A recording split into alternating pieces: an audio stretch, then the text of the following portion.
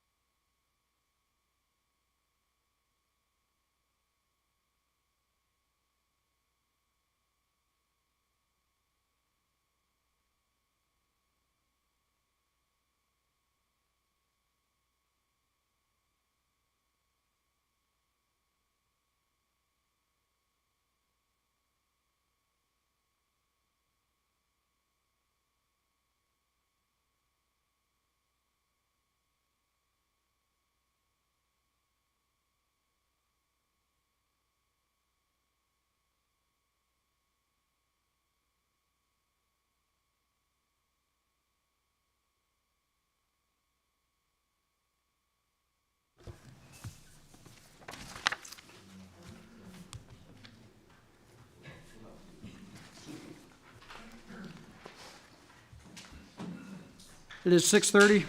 I hereby call this council meeting for February 20th, 2024 to order.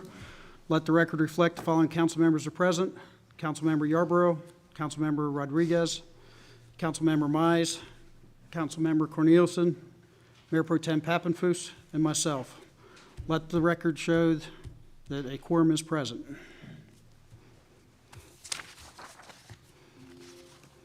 At this time, Pastor Darren Schroeder from Godley Church of Christ will have the invocation, and then we'll do the Pledge of Allegiance.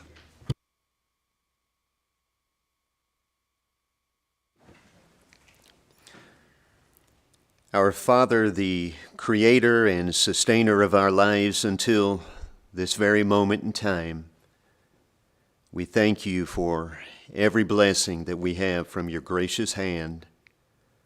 Father, we thank you and we pray for every family and every individual in our good community.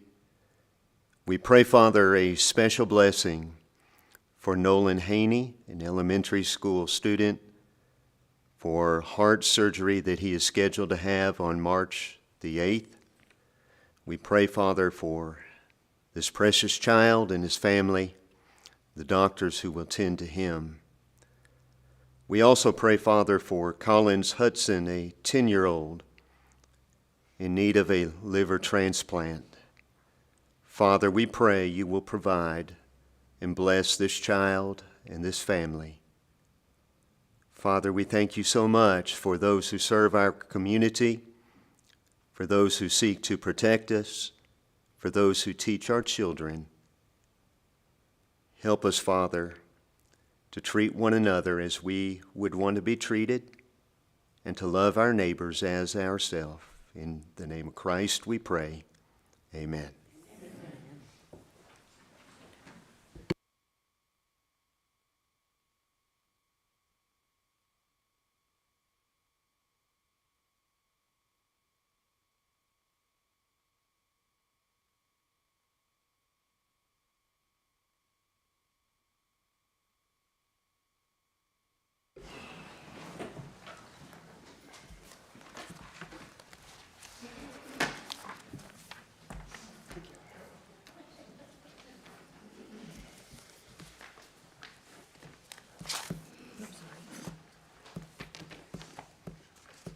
We'll now be moving on to public input. The only person is Greg Cooper. Can I speak at the agenda item, please, Mayor? Yes, sir. Appreciate it, thank you. Please remind me if I forget. Fair enough, thank you.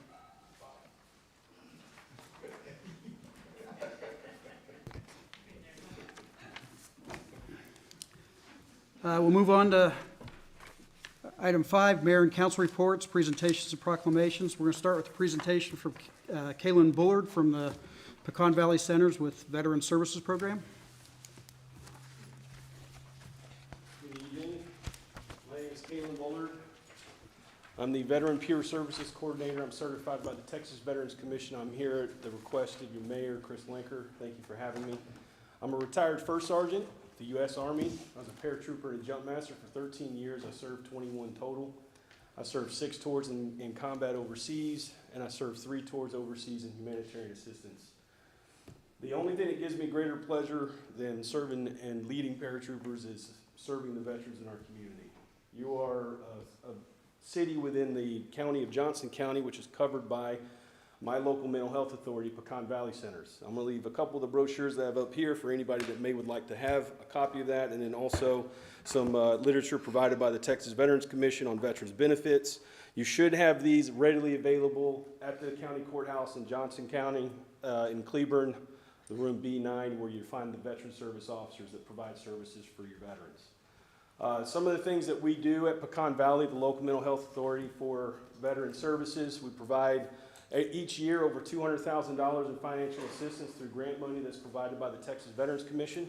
We also provide well over 2,000 hours of mental health services. That's therapy, counseling, substance use, trauma, those things for our veterans within our community, as well as we provide over a dozen home improvement projects for veterans that are in need. Those are most of the time senior veterans who have inability to access either their home or their vehicle or their bathroom.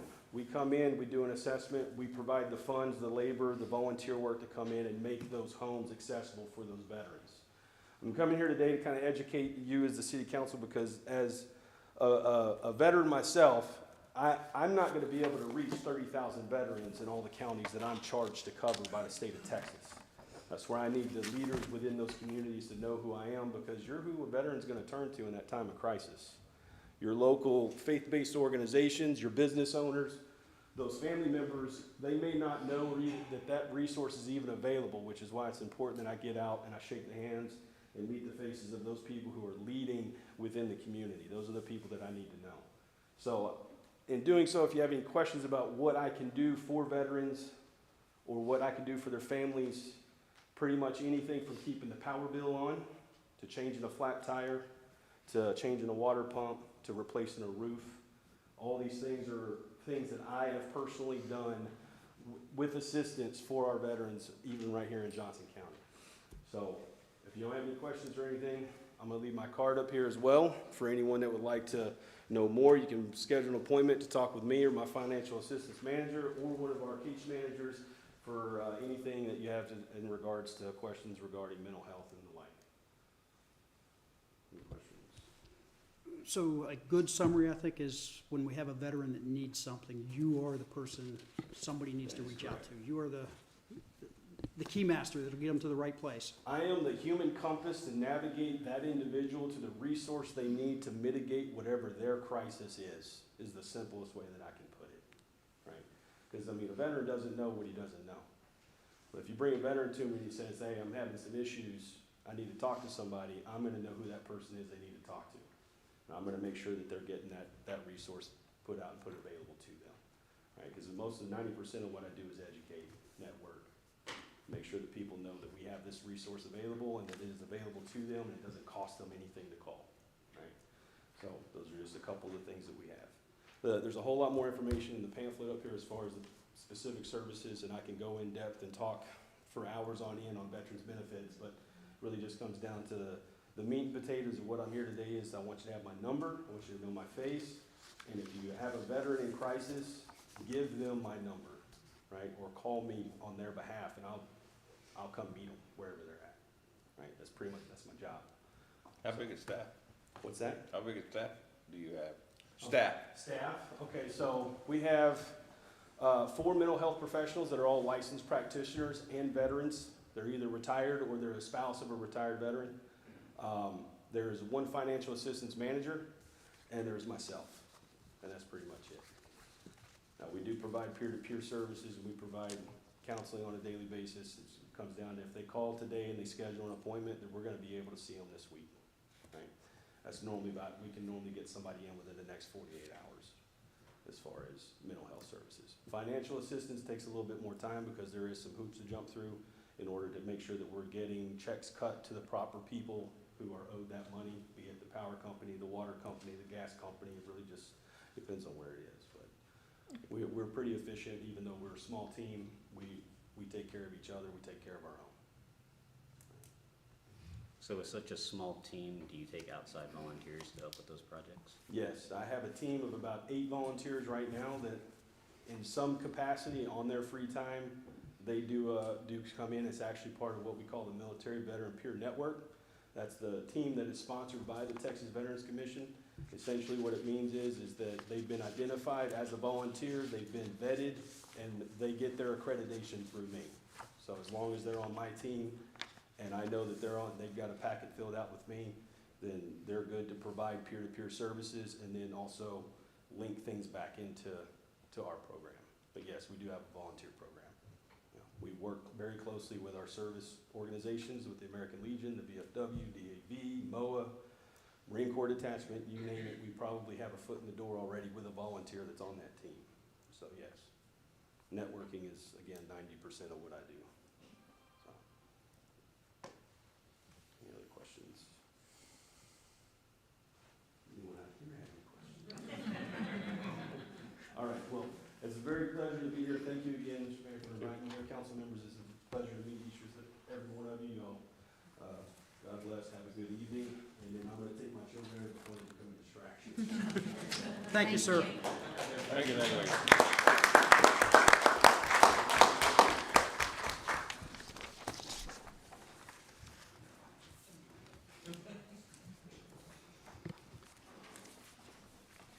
So we're going to move on to Mayor's report. In December, I was approached by the Cleburne Railroaders about a Godley night. They asked me to come out and talk to them. Went out and talked to them, and it was a good idea, so I passed it off to our Eliza Duncan, our events coordinator. She went through everything, and we added in the school district and the Chamber of Commerce, so that is one of the first things that we're all working together to promote. They had their first meeting. Eliza could not make it tonight. She will be out at our next meeting to further update on this. But they had their first meeting with the railroaders on the 31st.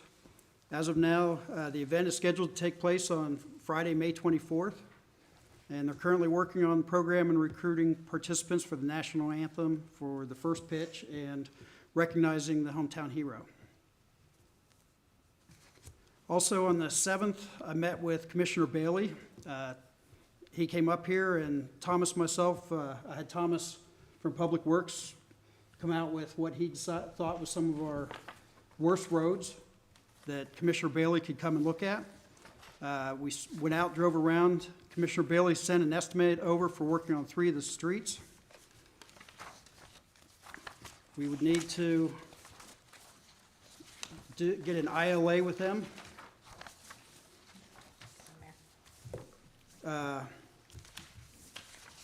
Just lost my notes.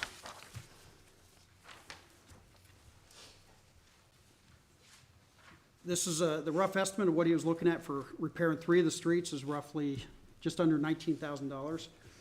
It would, definitely we would need some more descriptions in what he was talking about and make sure the Public Works is agreed with this before it be presented to the council. One of the other things that we discussed with the ILA is being able to buy our raw materials from them. You know, on the last purchase, Thomas told me that for the cold mix, we paid $146 a ton. We'll be able to buy it from the county for $73 a ton.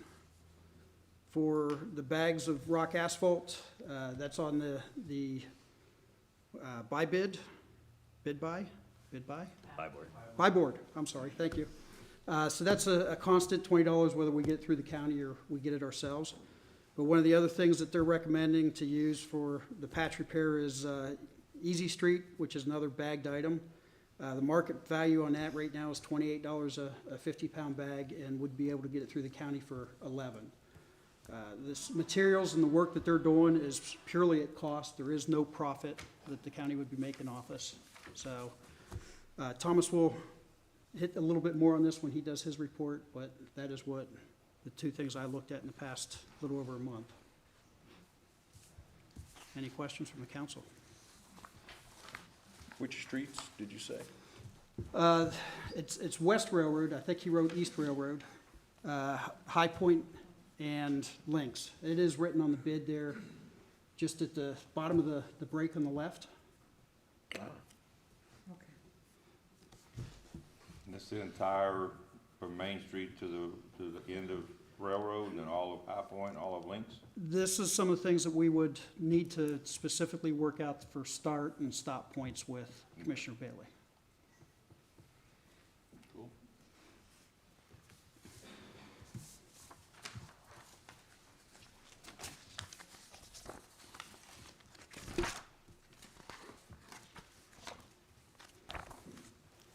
If there's no more questions, we'll move on to the consent agenda.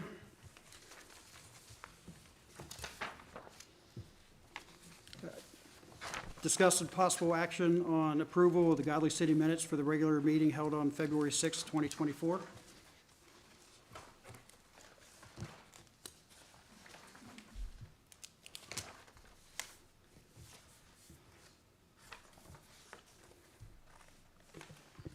So on the Hunter Park negotiations, it says council voted 4-1 to authorize, and it says later motion carried 4-0 with one absentation.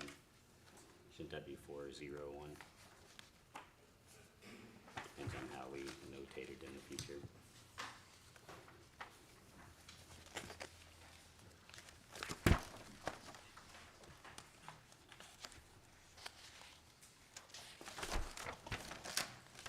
I'm sorry, which number was that?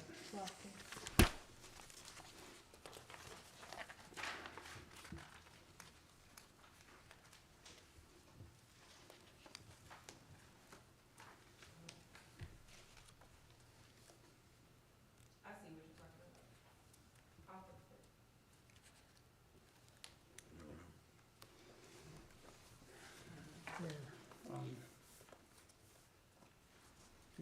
Another page. Another page. Other than that, I'll make a motion to approve the Godley City Council minutes from the regular meeting held on February 6, 2024 with that one correction. Second.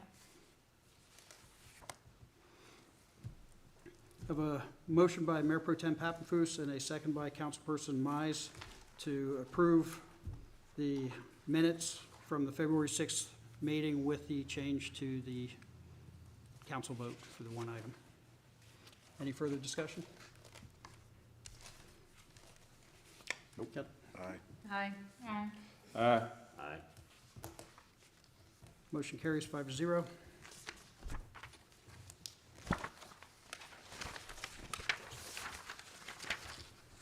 Moving on to staff reports. Police Department. Chief Cantrell left just a little bit before we got started. He took his wife to the hospital. But you have his report in your packet. And one of the things he wanted to do was introduce you all to, you want to stand up? Timothy Sanchez. Timothy was interviewed back in January the 30th for the Animal Control and Code Enforcement Officer, and he was the one that was chosen for the position. So we wanted to make sure you all got to meet him. Good evening, Councilman. Let me get that on. I'm sorry. Go ahead. It's You're on? good. Okay. Uh-huh. First and foremost, I want to say my name is Timothy Sanchez. A little bit about my background.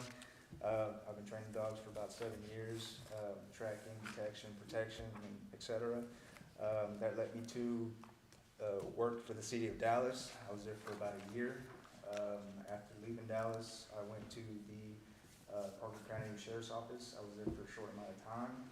And then I'm here, wanting to start, fresh and, continue being an ACO for another city, and definitely want to start serving this community and educating this community. And, if anybody has questions, they can come to me and I can fill them in. But I wanted to see if you guys had any questions for me that I can answer. I know it's the first time you guys meet me tonight. Welcome on board. Oh, thank you. Yes, welcome. Thank you. Okay. Thank you. Pass it Good to to you, go. ma'am.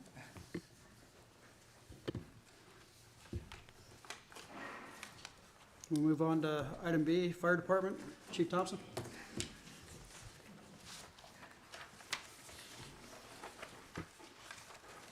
Good evening, Mayor and Council. You have my report. The fire department ran 145 calls for the month of January. We had 10 fire calls, 98 medical calls, then some various other miscellaneous service calls, 6 false alarms, service call. Do you do that question again? I was thinking about it before the meeting. Some of those are, we get a lot of calls for children locked in cars, and we'll go and do vehicle unlocks. That's an example of a service call, since we've asked that question before. Other than that, do you have any other questions on fire department report? On these false alarms, are they just people calling in fires and nothing being there, or are they fire alarms? Yeah, for instance, early this morning, about 5 a.m., we got called for a grass fire, and it was a gentleman burning a tree stump. So false alarm, false call. Sometimes the false alarms, like the 600 series calls in our reporting system, are 611's a common one that we'll use if we are dispatched and canceled en route. That happens a lot on automatic fire alarms in the residence, that type of thing. So.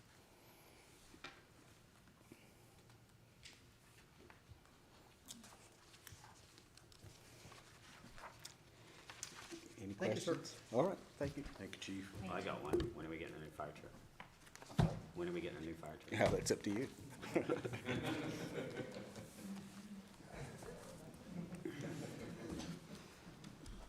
Move on to Public Works.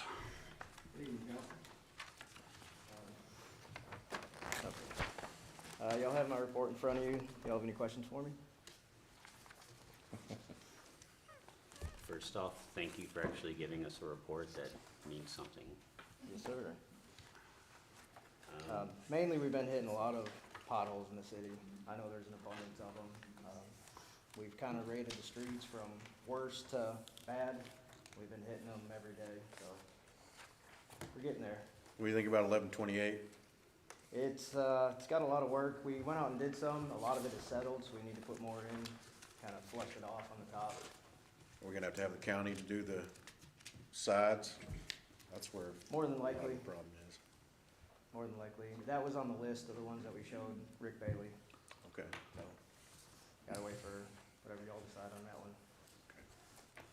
So in the sewer department, it seems like almost every month that we're jetting the line along 171. Is there still what seems to be the issue now? So the issue with that is it goes from big to small. So all that's backing up. Once it hits right at Del Norte, coming in on a small line, it all backs up, pushes back out again.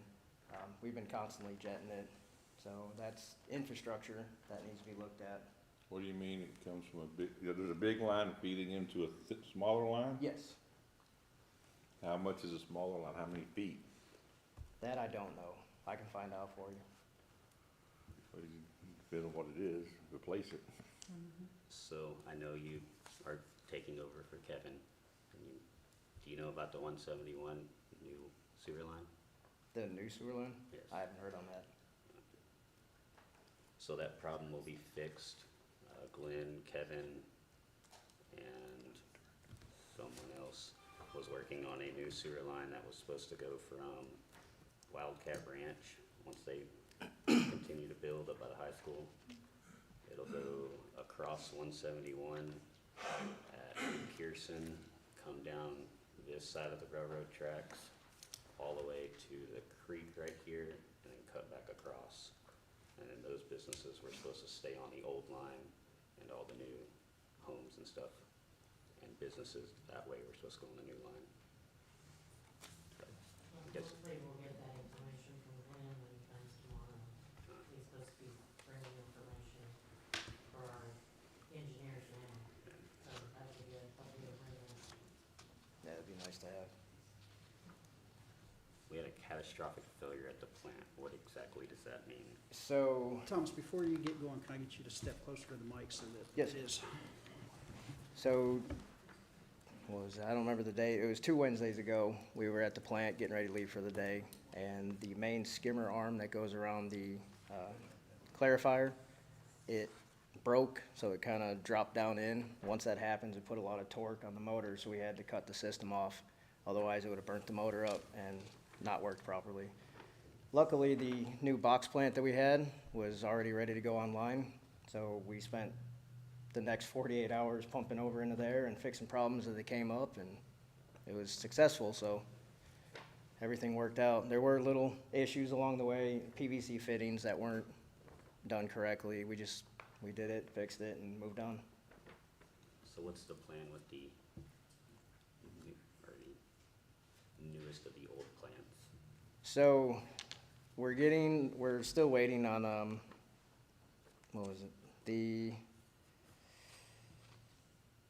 Hold on, let me look. The blowers, we're still waiting on the blowers to get it fixed. Once we can get the rest of the sludge pumped over from the aeration basin on the old plant into the box plant, we can bring it down far enough to where they can come in and start fixing the skimmer arm. Once that's done, we're gonna split between the 3 plants and run all 3 at the same time. What's our capacity at that point? I'd have to look at the permit, I don't have that offhand. We're running pretty close to capacity on the box plant right now, so we're gonna have to bring the other 2 online. I think Danny said once that comes online, it'll be like 100,000 gallons. That sounds about right. Just with all 3 of them? Yes. I'm thinking he said the permit was for 600,000 gallons? Yeah, I think so. I do too. And I know we're not even close to that yet. So would it benefit the city to take down the plant that's currently down? The one's refurb, the one's down, and then the box plant. Would it benefit the city to refurb that one that's down currently? It's still in good working condition as far as I know right now. I mean, once we pump it down, we'll get a better look on it. The arm is the only thing that's the issue so far, but when you pump it down, problems will show themselves. So, On that, this road repair estimate, what is the material y'all been using to patch the road with? so it's been just normal cold mix. I thought he'd come up, Kevin had come up with another type of mix. So it's rock asphalt. It's Okay, a lot more expensive, and we only had a pallet of it because of how expensive it is. I was able to get 13 tons of the cold mix delivered, $1,900, versus close to that for just a pallet, and it doesn't go very far. okay. I thought there was something that he found was real cheap, I don't remember the name of it. This Easy Street, is that the water activated? Yes. And that is much cheaper than the rock asphalt, and personally, I think it works better. It packs down better, and Commissioner Bailey did say he would throw a few bags in his truck and come out and demonstrate and allow us to sample it and to compare and see which is lasting better. So currently, do y'all still run over the potholes with the truck to compact it down? yes. Have y'all thought about buying a plate compactor? We have one that needs to get fixed and repaired. Is it gonna cost more to repair it than it is to buy another one? I don't think so. I think it's just gonna be plugs and wires and draining out the old fuel. I just haven't looked at our budget to see what's in it yet for it. You're saying it's been sitting for a while? Say again, sir? It's been sitting for a while then? Yes. Ever since I've been here, I haven't seen it work. Oh. We found it up at System 1's warehouse, so just trying to get a little looking it over and hope to get it back up and running. Okay. I know we've lost a grant for the water meters. Where do we stand on the culverts we were gonna buy? That I haven't heard anything about. I've heard him talk about it here, but I haven't been told, hey, go pick it up here, it's gonna be You don't see delivered. a stack of culverts out there anywhere? No, sir. Okay. Anything else that was, hadn't been fixed yet or bought yet that we talked about? I don't remember anything other than the meters and the culvert. Was there anything else that we had projected buying that we haven't yet? Not offhand.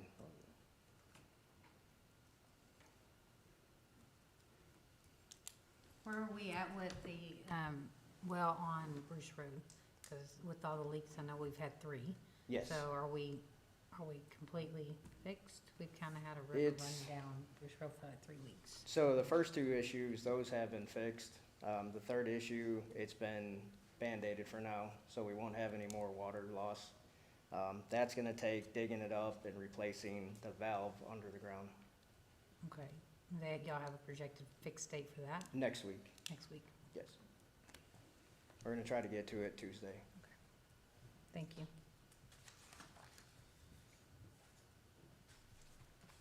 You're doing a wonderful job. Thank you. Thank you, sir. Yes. Yes.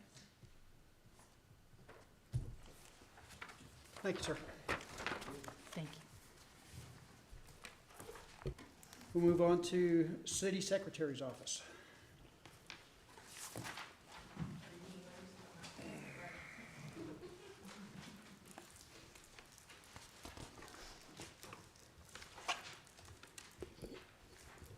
Good evening, council. Okay, so currently in the city secretary's actual office, I am currently working on the elections for the special election for the alcohol permit. I'm currently working on for the mayor and the city council member position that is open. You also have an ILA agreement today with the city of Godley School District to share a joint location, election location. I'm currently working on updating the ordinances with American Legal. They haven't been updated in over a year, so I'm currently gathering those to update the online American Legal. And I'm also working on updating the city website until we do decide to look at something else. As far as developments go, on Friday, me and Angie, plus the city engineers, are gonna meet with Johnson County and J.C. Said to figure out a plan when it comes to plating within the ETJ, as well as the water, if the new developments are gonna even have water to proceed. And also discussing development requirements and the responsibility for each agency to make sure that we are all on the same page when it comes to the plats and the new developments. We currently have several developments in review. I have listed the ones. These are ones that had already been pre-approved for different phases, or they were already in the works before me and Angie came on.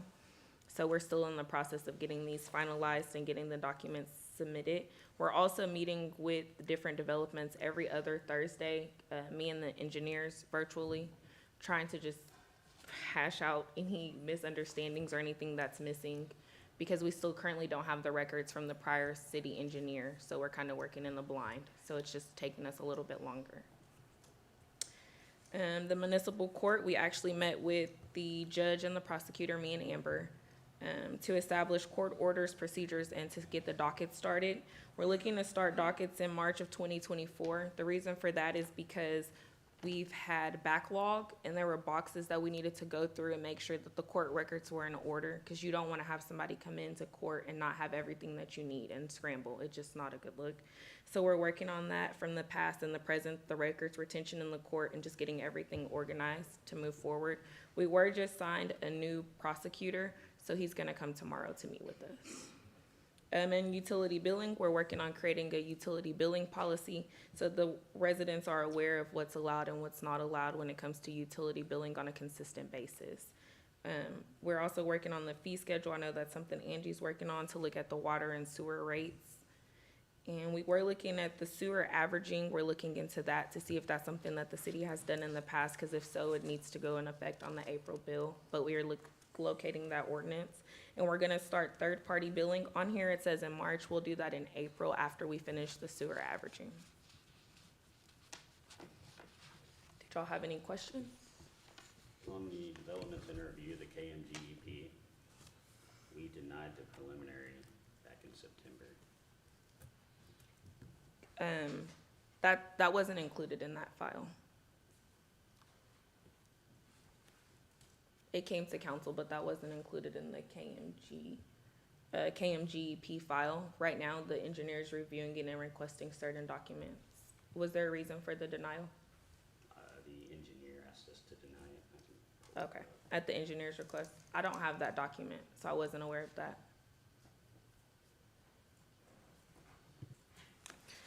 Do we have any items that were shot clock items that weren't taken care of that you've come across? Yes, there were shot clock items that had already been submitted before I had started, items that had come to council for approval, but really were needing other items once I met with the current city engineer, but due to the shot clock, we had to go ahead and approve those. It was Coyote Crossing, Eagle Creek, and, starts with the S. What's the one with the S? What's the one with the S? I can't even think. Starts with the S. Hold on, I'm sorry. It's okay. There's a lot of, Stillwater. There was Stillwater, Coyote Crossing, and Eagle Creek. Those were on the shot clock. Those were things that came in before we had a new city engineer, as well as before there was any administration or me as the city secretary. Those came right when we started, so it was within the shot clock period. And we did have to confer with Dean's office regarding those and the letters and signing off on those plats.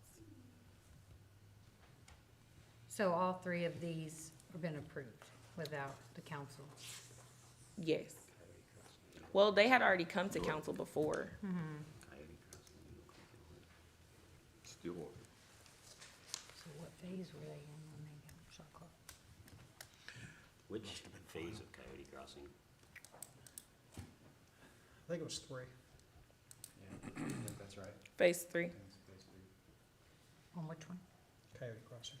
Coyote Crossing was phase 3.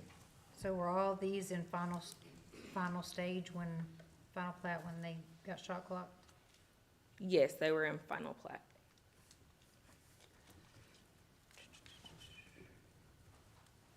Stillwater.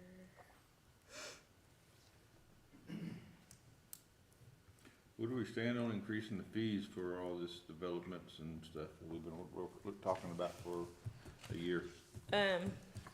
Well, I don't know about a year ago, but for right Oh, now. you I- haven't.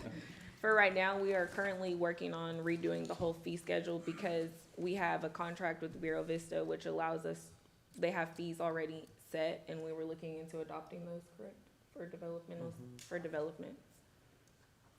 We've Pass also- through, or are we getting a cut? That'll come to you at our next meeting in a work session. Because it's gonna take a lot of time to sit down and talk about all of the fee schedules. I guess back in 21 and 22, the council had a water and wastewater rate studies done.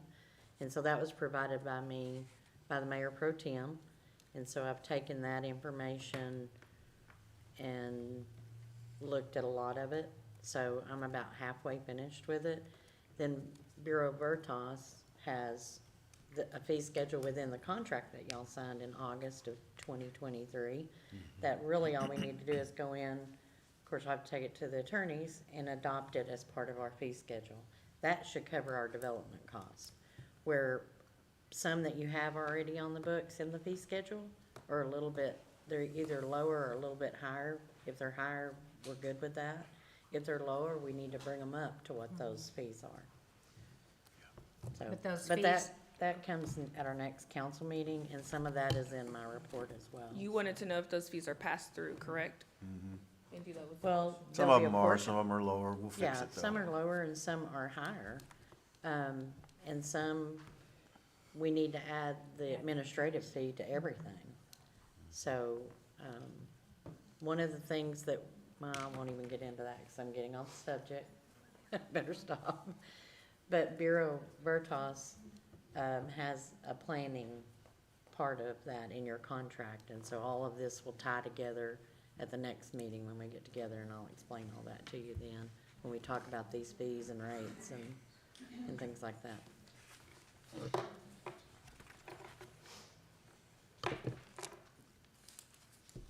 So on the Stillwater Lake Estates one, is that the PD that wasn't signed back in 22? The plan development, that wasn't signed. When I finally got to it, it was at the final plat stage. I would have to go back and look exactly as to the details. Sorry, there's just so many developments that sometimes they just all run together. But most of these are already ones that have already come to council before, and everything had already been previously processed, or Glenn had already gave his comments, and they just were still sitting.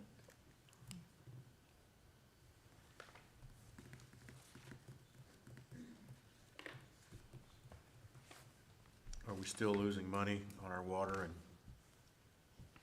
and part of our public works? In the water department? Yes, the rates do need to be increased. Late fees were not being charged previously for a while. Water was not being cut off for non-payment. There are several people who have not paid water bills in maybe 4 or 5 months. So we did enforce late fees this month, and we will cut off this month. And Just in notice- general, though, if everyone was up to date, would we still be losing money? Yes. Right. Nope, I'll we'll be get all right that. if we, I'll be bringing that to you. I'm working on that right now with our CPA. I think there's some things that need to be done with our budget to look at it a little bit better. But, I don't think it's quite as bad as y'all think it is. But especially since, they did send out late notices, and we are gonna proceed with a cutoff list, and then proceed with cutting off this time. And there's a lot of outstanding bills. There for what is. we've seen. And then the amount that you allow them to, it has to be over $100 before they'll even initiate the cutoff. That was your previous process. So we're gonna work on working that down to where we can get anybody who's over $25, who owes over $25 will automatically hit that list so we can see. Cause right now it's at $100, but people are not accustomed to the new processes, so we've put it on the bills to notify them. I've sent out a late notice this month so that they're aware of the process, but it's just gonna take a little time for the residents to get used to it.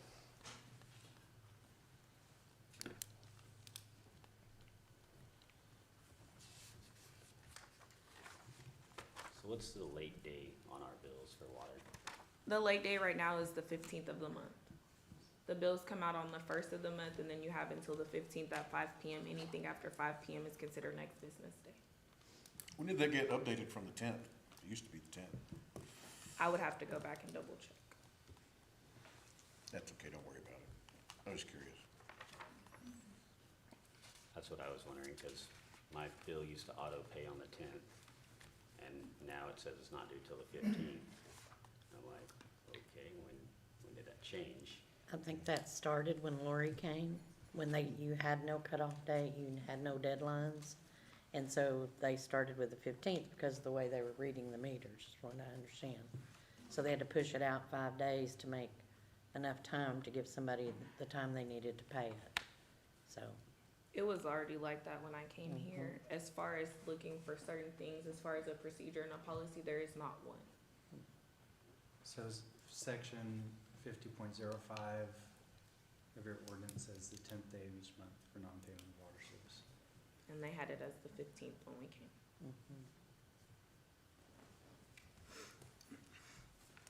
so there's a 5-day grace period.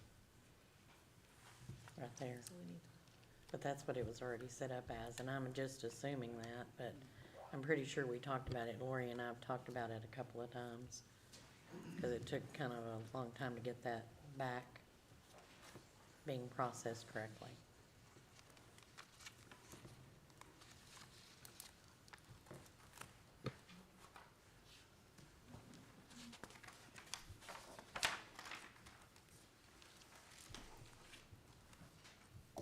Anything else for the city secretary?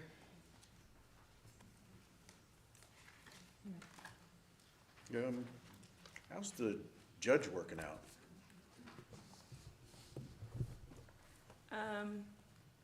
He's okay. Enough said. He's okay. I would say give him a chance to see how he works a docket, because you haven't really seen him work in the court as far as the responses. It's not very consistent. From me coming from a court background, it's not very consistent, but I would say give him a chance because he really hasn't had to work a docket or anything. So I don't think it's enough time to really measure how it will work out.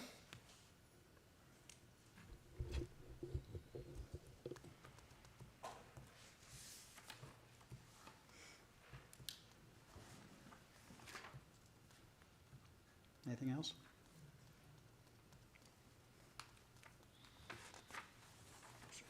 Thank you, ma'am.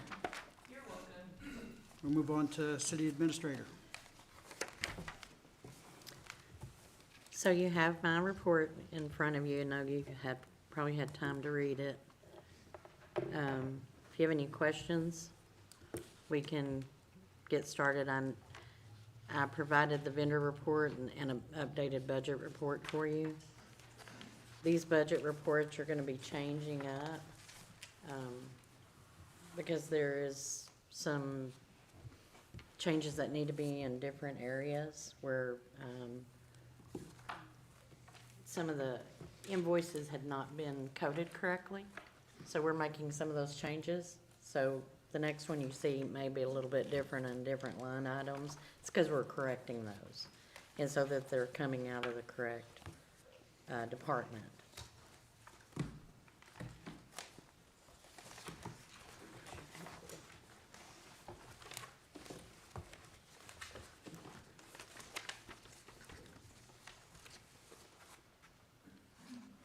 You talking about the cash collection history report? On your vendor report, Right. the vendor report is a kind of a long report that shows everything that's been paid for the month of January. Okay. It'll show all the payables that were done for the month of January.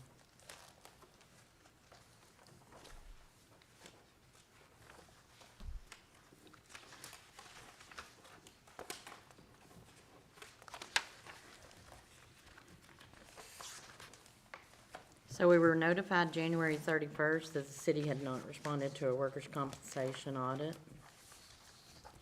And so I had like a week to respond to the workers' compensation audit from TML.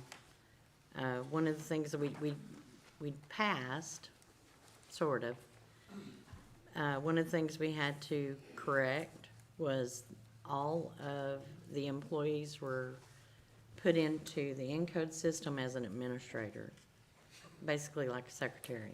That includes police, fire, everyone. Those had to be cleaned up and taken care of. And then your 5 full-time firefighters that started, I believe, in 2022, am I right? October of 2022, were never established with TML for workers' comp. So we had a rate change. They had to make an adjustment of $8,809. But we are now in compliance. All that has been cleaned up, all that's been taken care of. So now we do show that we have firefighters through workers' compensation, and it's gonna change our rates up this coming year. But right now, in order to cover us for the remainder of this year and for what we didn't have prior to, it'll be $8,809 that we'll need to take care of. Do y'all have any other questions about finance before I move on?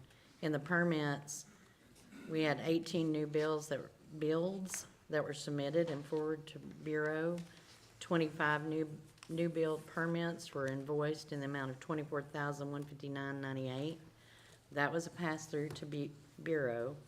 $2,396 was our administrative fees, and those were our revenues.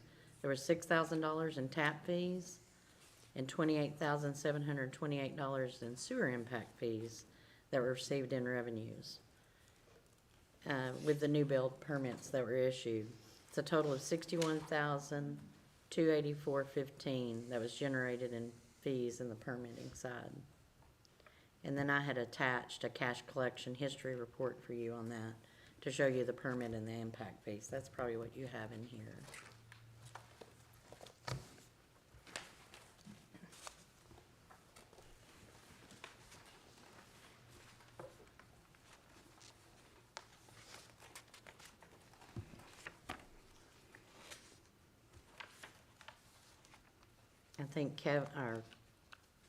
I think Thomas has covered everything with Public Works.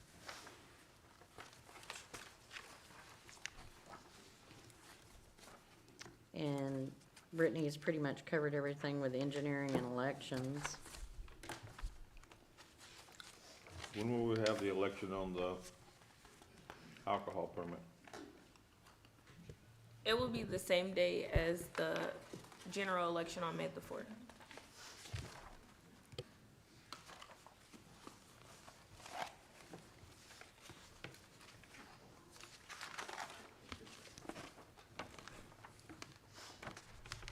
We do have the Public Works Director's job description out on TML, and we've received quite a few responses. Good ones? Good ones, yes. Something we need to talk about in the next council meeting, when we talk about, a little bit about the budget during our work session, that is gonna be that. We're gonna have to look at that salary. Because you know you get what you pay for. Yeah, you do. That's And right. right now, with Danny kind of leading the way for everything, and he has the license, that's something to take in consideration, that we wouldn't be using him as much, and so there's some monies there that we're gonna have to come up with to get someone who has those type of license. But we do have quite a few really good applications, so, and resumes. Permit, I had spoke a little bit to Councilman Mize. I have a permit clerks that I've interviewed, talked to, and probably gonna be offering a position to tomorrow. And then I'll get back with all of you and kinda let you know. I'll send you an email and let you know how that response goes. She does have a lot of experience. She was a former senior permit clerk at the city of Fort Worth, and then she worked for the city of White Settlement. So, I'm pretty excited about that.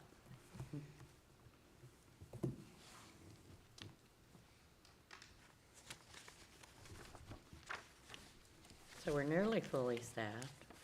It's great news. Yeah.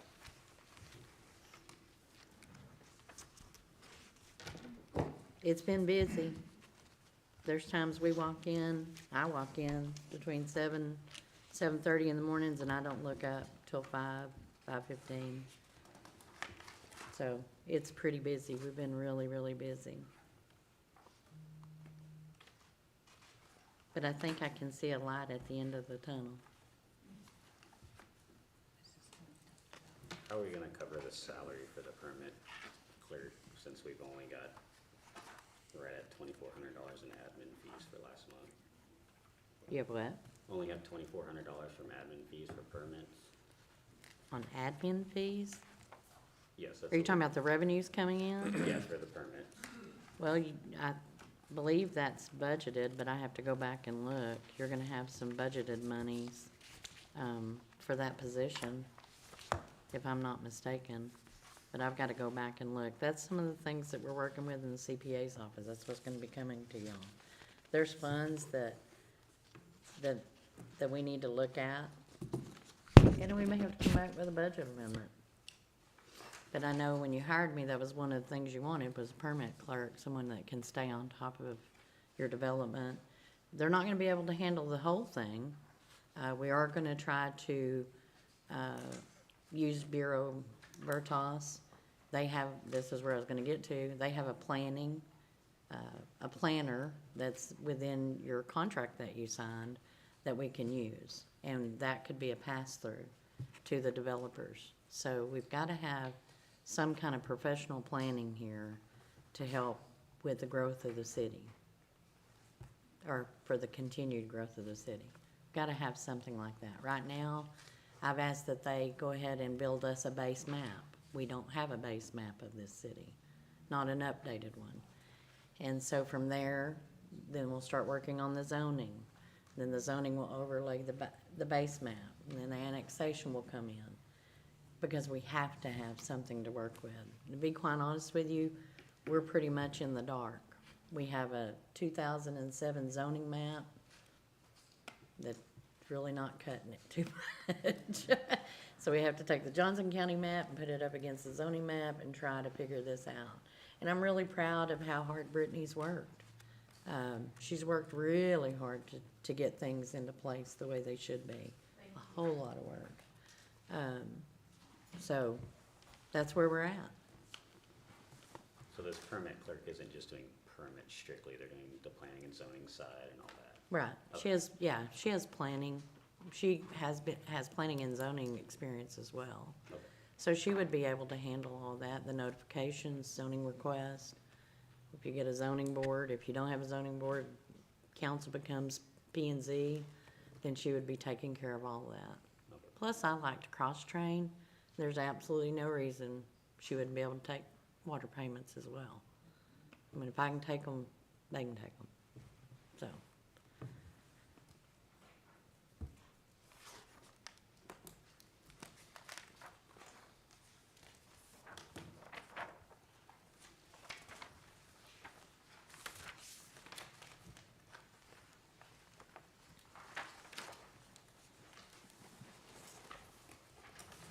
Any other questions?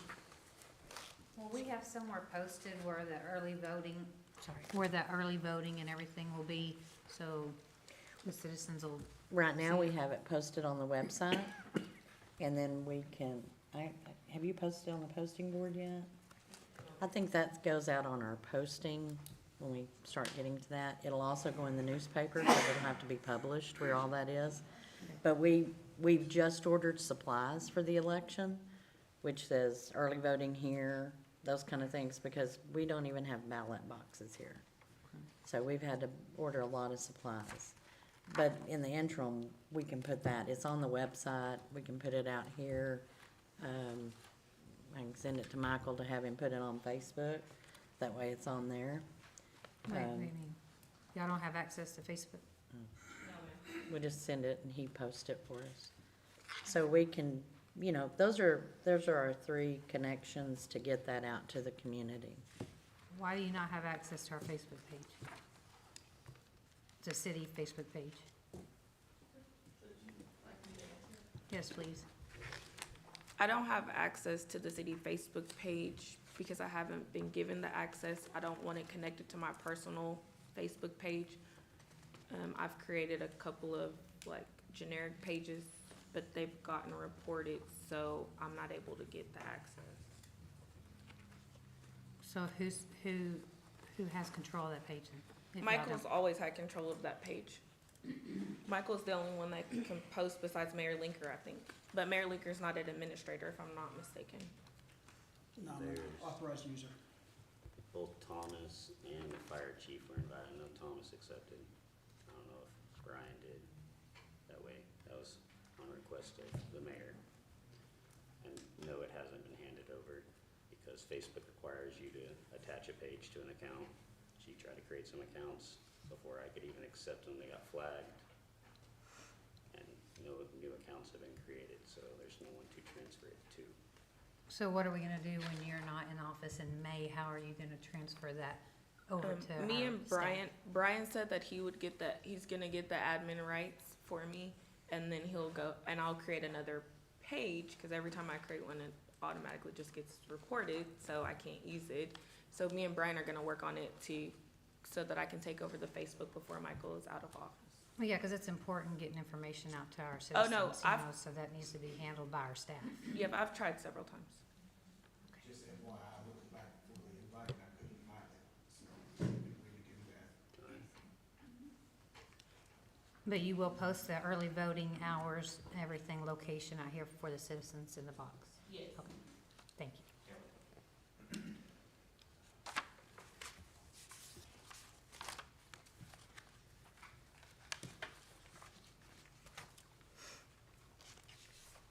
Any other questions? Thank you, ma'am. Thank you. Moving on to new business.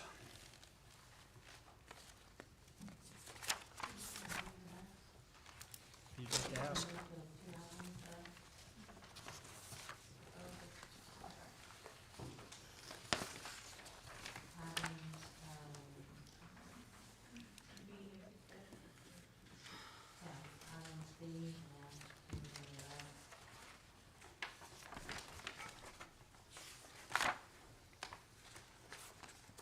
Any objections? No.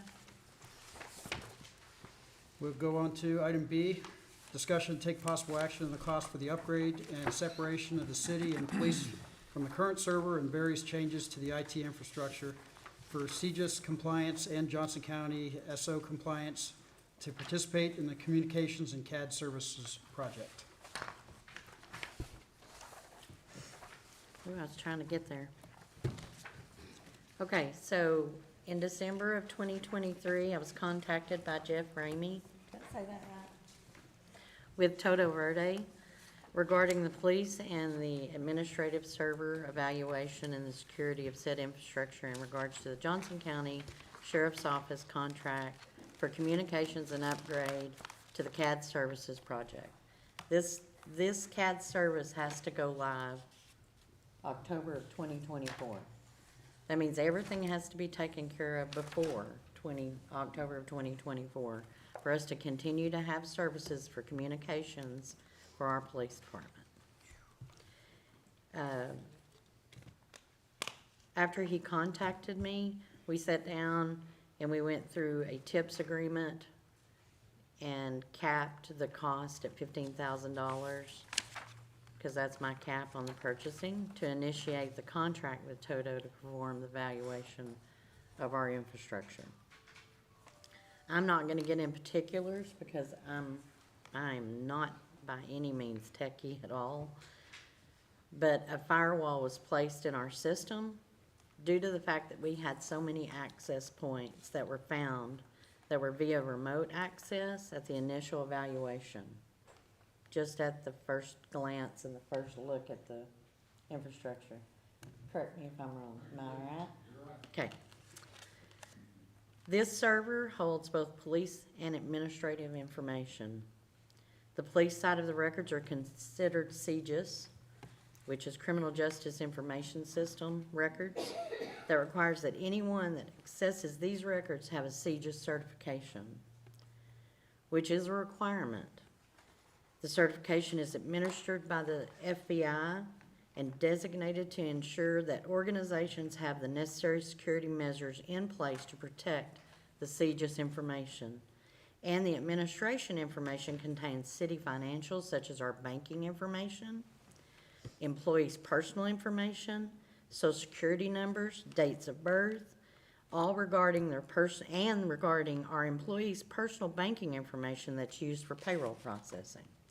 All of that had access to, every bit of it.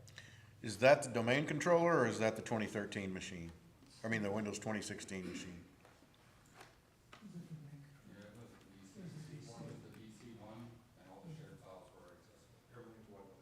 Are you Okay. saying they were accessible by someone remotely? Well, additionally, it was found that our Wi-Fi that was in this council chambers, also through our camera system, y'all stop me if I'm wrong, had access to our system as well, right?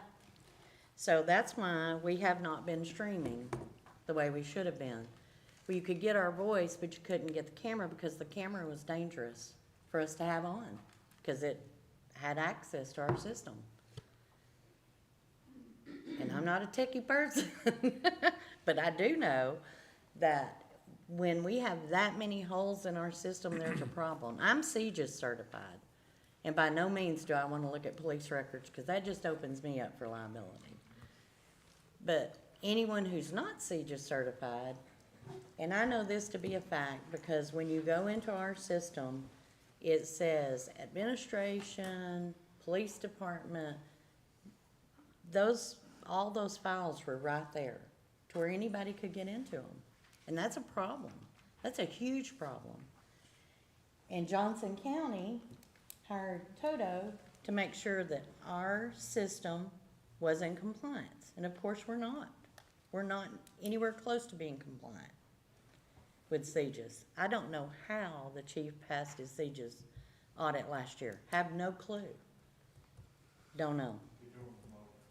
Oh, they did it remotely. That's right. I forgot. They did it remotely. That's why. They didn't come look and come test. So are you telling us that our police department records, confidential information, has been accessed remotely? All of our financials, things have been looked at It from was the outside? accessible. It was accessible. I'm just telling you, the way it was set up, it was accessible. So I have Toto here tonight to answer any of your questions about that, because I'm not all that great. But I have enough common sense to know that what they explained to me was very serious. So, my fault, I didn't send you the police, quote. That was my bad, but I sent it on to you so you could see it. Is that 1566, or which one is that? That one is 1566, yes, Should be your second. All right, so this is the police department only. yes.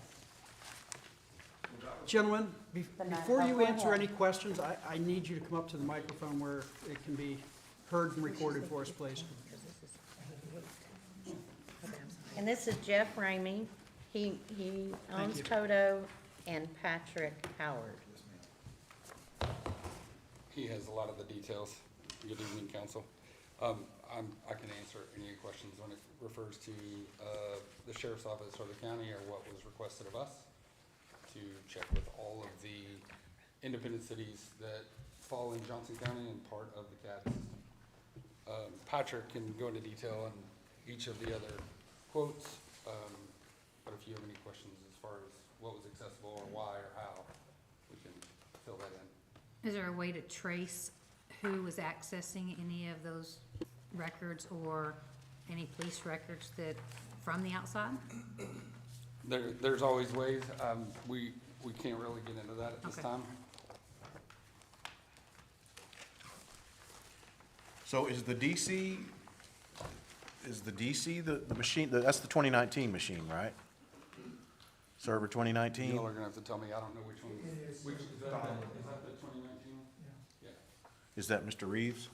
Yeah. Hello, Mr. Reeves, how are you? So that one's okay. We need to move everything off. No, it's not No, okay. it's not okay. So your current servers are running an old OS that is not patchable anymore, it's not CGIS compliant. That's the 2016 machine, but not the 2019 They're all machine. running the same OS. They're all. Oh, they're all running the same one. The machine itself is, yes, it's newer, but the Okay. 19 is newer, but it's still running all old OS. Okay. So it doesn't really do any good if the data's old, you can't do anything with it. We still have devices in the city running Windows 7. Yeah. None of that is, and that's in the police department, none of it is compliant. We are recommending that everything in the data center gets ripped and replaced. A complete overhaul. It's long overdue. Most of that equipment is well over 7 years old, some of it 15. And the current, before we put a firewall in, the existing firewalls were not CGIS compliant. At all. Okay, so that's handled and done. Well, Well, it's temporary. it's temporary. It was ours. We had. Well, I appreciate that. We were requested by the county to put something in place immediately. So we did. Can we do the PD first and wait? So currently, the PD quote is for replacing everything in that data center. And what we would do is set up a segmented network and segment the city and the PD the way it's supposed to be. Good. So it would be isolated. Hence the 2 Dell servers and the storage array. You want 2 Dell servers for each segment and then the storage array for We each? could do it on VMs, but if we're gonna spend the money, it's better to pull the Band-Aid one time, replace it, and build the city into a situation for the next 5 to 7 years. We have equipment in there that we can grow into. And I believe, hopefully Don will be taking care of it moving forward for y'all. Managing Managing it, that's correct, yeah. We're gonna be working with him. Okay. It's somewhat of a Frankenstein, and we had certain areas that, not to dive too deep, but that must be connected to Dockers for the cloud instance for PD to touch, and we have to separate those. Those have to be on devices that are under current maintenance, which obviously you can't do with what you currently have.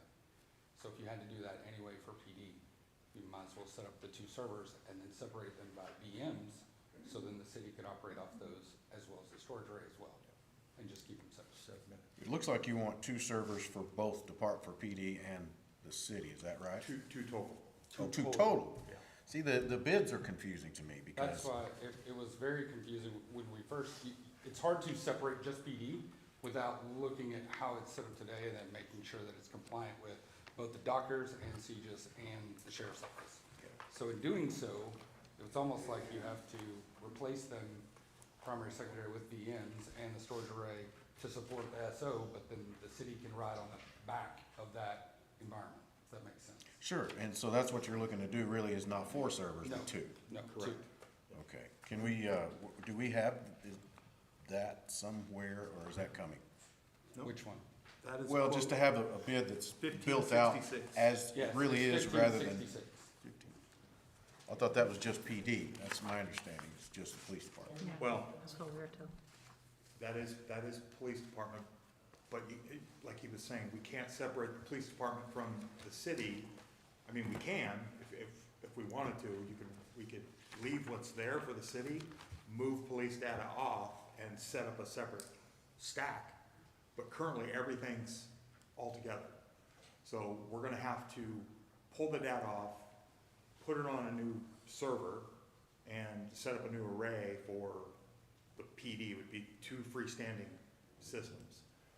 Makes more sense to go in there, replace it, segment the network, set it up properly, so that moving forward, the city and PD can still live on the same physical servers, just virtualized, segmented.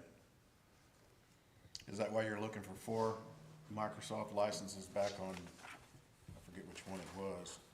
You talking about So server there- licenses? Yeah, the 4 Yep. server Yes. licenses? Yep. Yeah, you Is have, that gonna really be 2 or is it 4? It's Is that for the- four- that's for the it's VMs four, though? because there's four processors, Okay. 2 in each I got you, server. I got you, okay. All right, so just 2 servers, not 4, 1 Dell storage array for the 34,000. And then what, since this is just the rest of the stuff that was cameras and whatnot, where is that gonna come in? Where's that bid? is that on, what's? So when we first talked to Angie, she wanted a quote for everything Yeah, within the city that we saw that was out of compliance. 1488. That's for, That's Quote 1488, which includes all the well sites. So currently,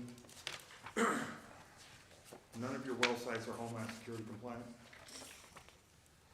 Neither is your water treatment. So we built a quote based on what we've done in other cities to get them compliant.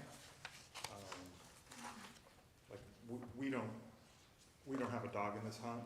no, I get it, it was just confusing, look at the bids, because it looked like we were gonna have, 4 servers, No. 2 storage arrays. I get where your confusion is, because you saw the 4 Yeah. Microsoft licenses. No, I Yeah. saw a PD quote with 2, and then I saw another 15 or 1488 with 2 more. So she wanted options, Okay, a trimmed down version and everything. Okay. Is what I was asked to Okay. put forward. We also segmented the Microsoft conversion, because you're currently running on Google. yeah, So, that's on a separate quote, so technically we could do the PD quote, which would entail part of the city, would be the city as well, we would redo that whole stack, okay? Microsoft conversion, moving everything off of Google and moving everybody into Microsoft, into Microsoft GovCloud. and that was the bid, or that was the quote that had the 4 server licenses on it that I got. Correct. That had 4 server licenses For the because VMs. if we're gonna put it on the 2 servers with the 4 processors, we gotta have 4 licenses.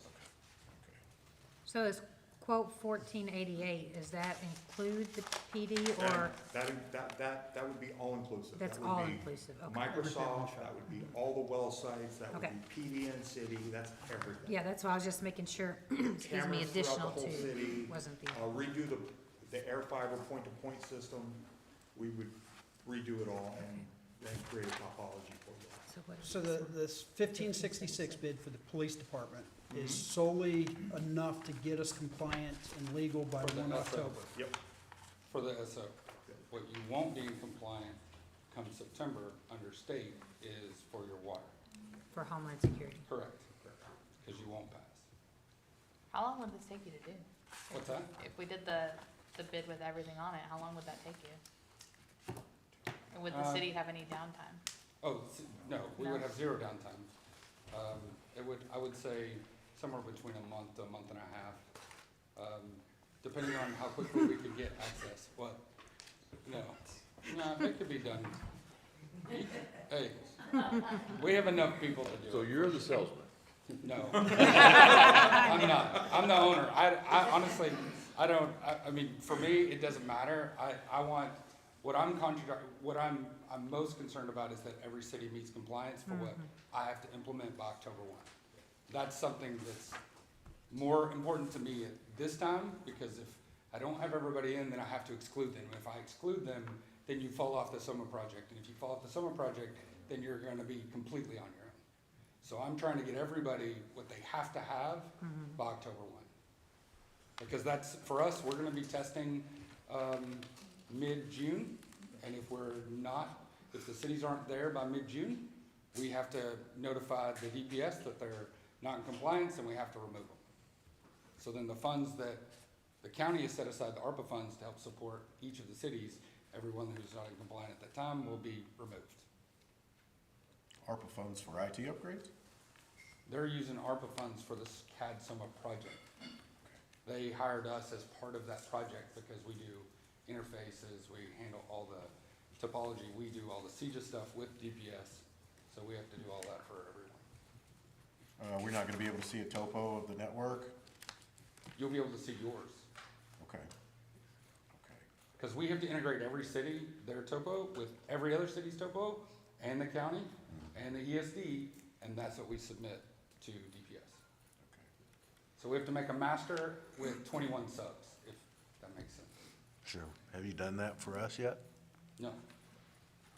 This I then, don't this, want to do it with your existing environment, that's for sure. I get you.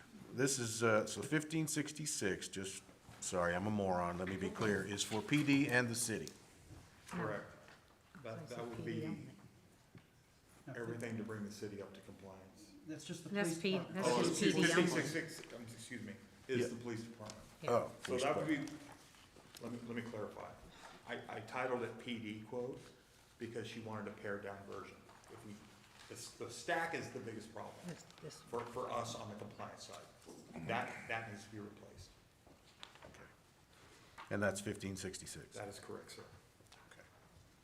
Ms. Winkle, on the quote 1488, with that total, do we have the funds? Because either way, all of this stuff, whether we're getting compliant for the CJIS or we have to get compliant for the state, has to be done, what'd you say, by September?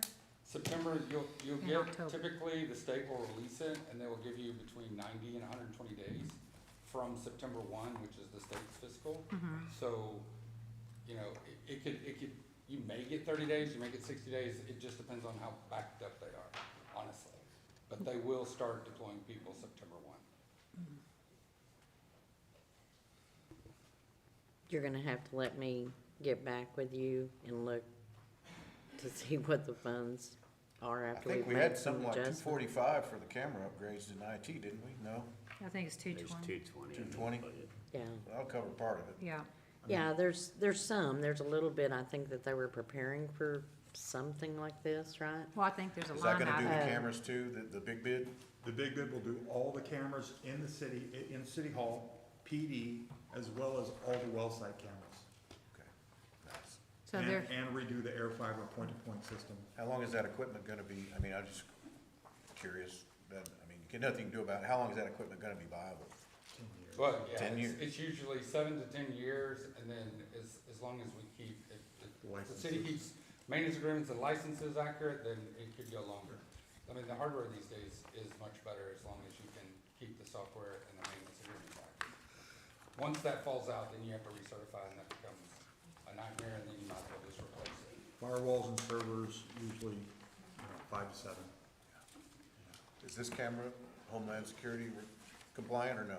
No? Is that included in the bid? What's that? That's included in the bid upgrading This the camera? system in I have here? no idea. No. Isn't this an AV camera? This is AV. Yeah, so it's, Just we weren't the doing any AV. we didn't do anything with the AV, just the cameras throughout the city. All the cameras in the city currently are, what do you call them, Chinese? yeah, they're listed as a Chinese military service. Yeah, So they're not 889 compliant. correct. And so, Ms. Rodriguez, and I just checked, made sure, there's, repair and maintenance, is that what you were talking about, Michael? Is that where y'all put it in at for city network and hardware? There's $220,000 budgeted. Almost there. And we can find some money somewhere else. If I can have Outlook, we can find some money. Well, the agenda item says to take possible action on it, so can I make a motion that we use that line item, find the additional funds to get in compliance with both of these things?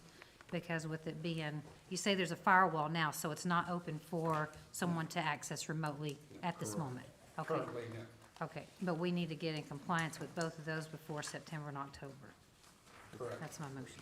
Really before June for PD side for testing, because I have to report back to Commissioners Court in June of those who are not compliant. Okay. So the last, And a in motion the on past, everything was certified because it was all done by a phone call from, The last CGIS after, One second, sir. oh, sorry. We do have a motion on the floor. Second. oh, I'm sorry, I thought we were talking. I'll second it. Okay. I'm sorry about that, right? give me Oh, one I didn't know she made, I know she was talking about it, but I didn't know she actually made one, so I'm sorry, it's my fault for not listening.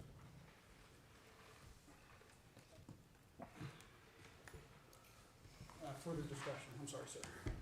I just wanted to know, when was the last time we were in certified? See, y'all had a CGIS audit, after COVID, and at the time, CGIS DPS was extremely behind, and they did stuff over the phone, so if you basically said, I checked that box, you passed, whether you did or not.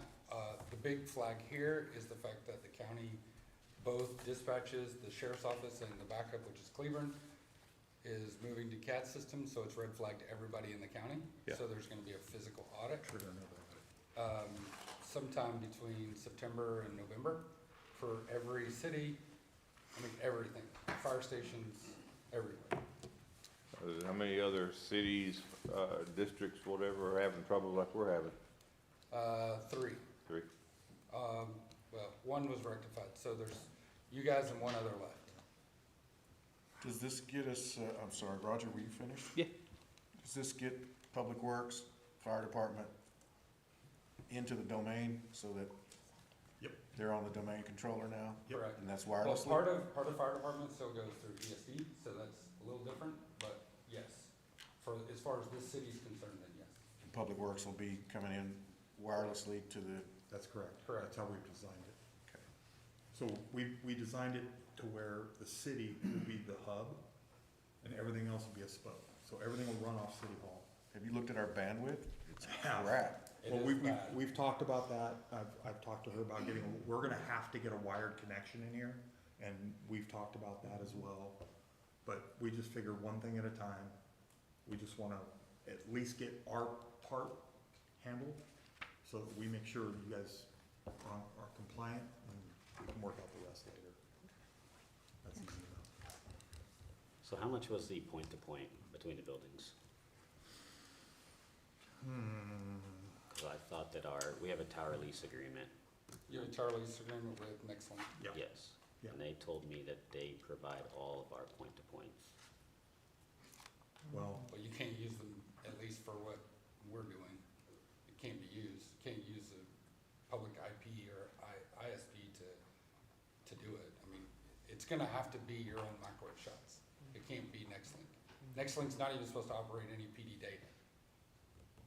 We can use, moving forward, if you guys decide to move forward, we can use the Nextlink connection as a redundant backup after we get a But wired PD connection. can't. But PD can't. PD data has to be encrypted. So currently, we shouldn't even be having PD data being transmitted. That's correct. Not currently. You can use, they did get credit points, right? So. They are gonna be getting them, yes. So as the credit points come in, that will be the PD backup, not Nextlink.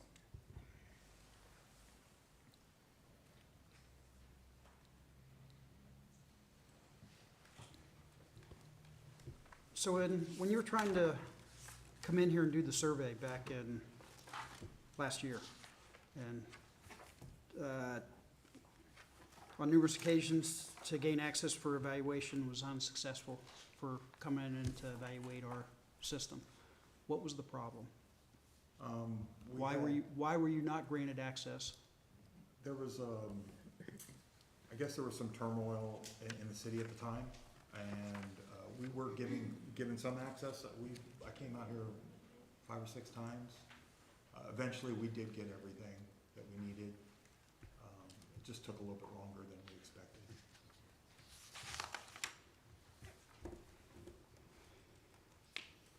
Any further discussion? What was the motion again, Mr. Mayor? A motion to approve bid 1488 and for the city administrator to use the allocated funds and to locate the rest in the budget. 1488, not 15. Yes, sir. So the big one. Yes, sir.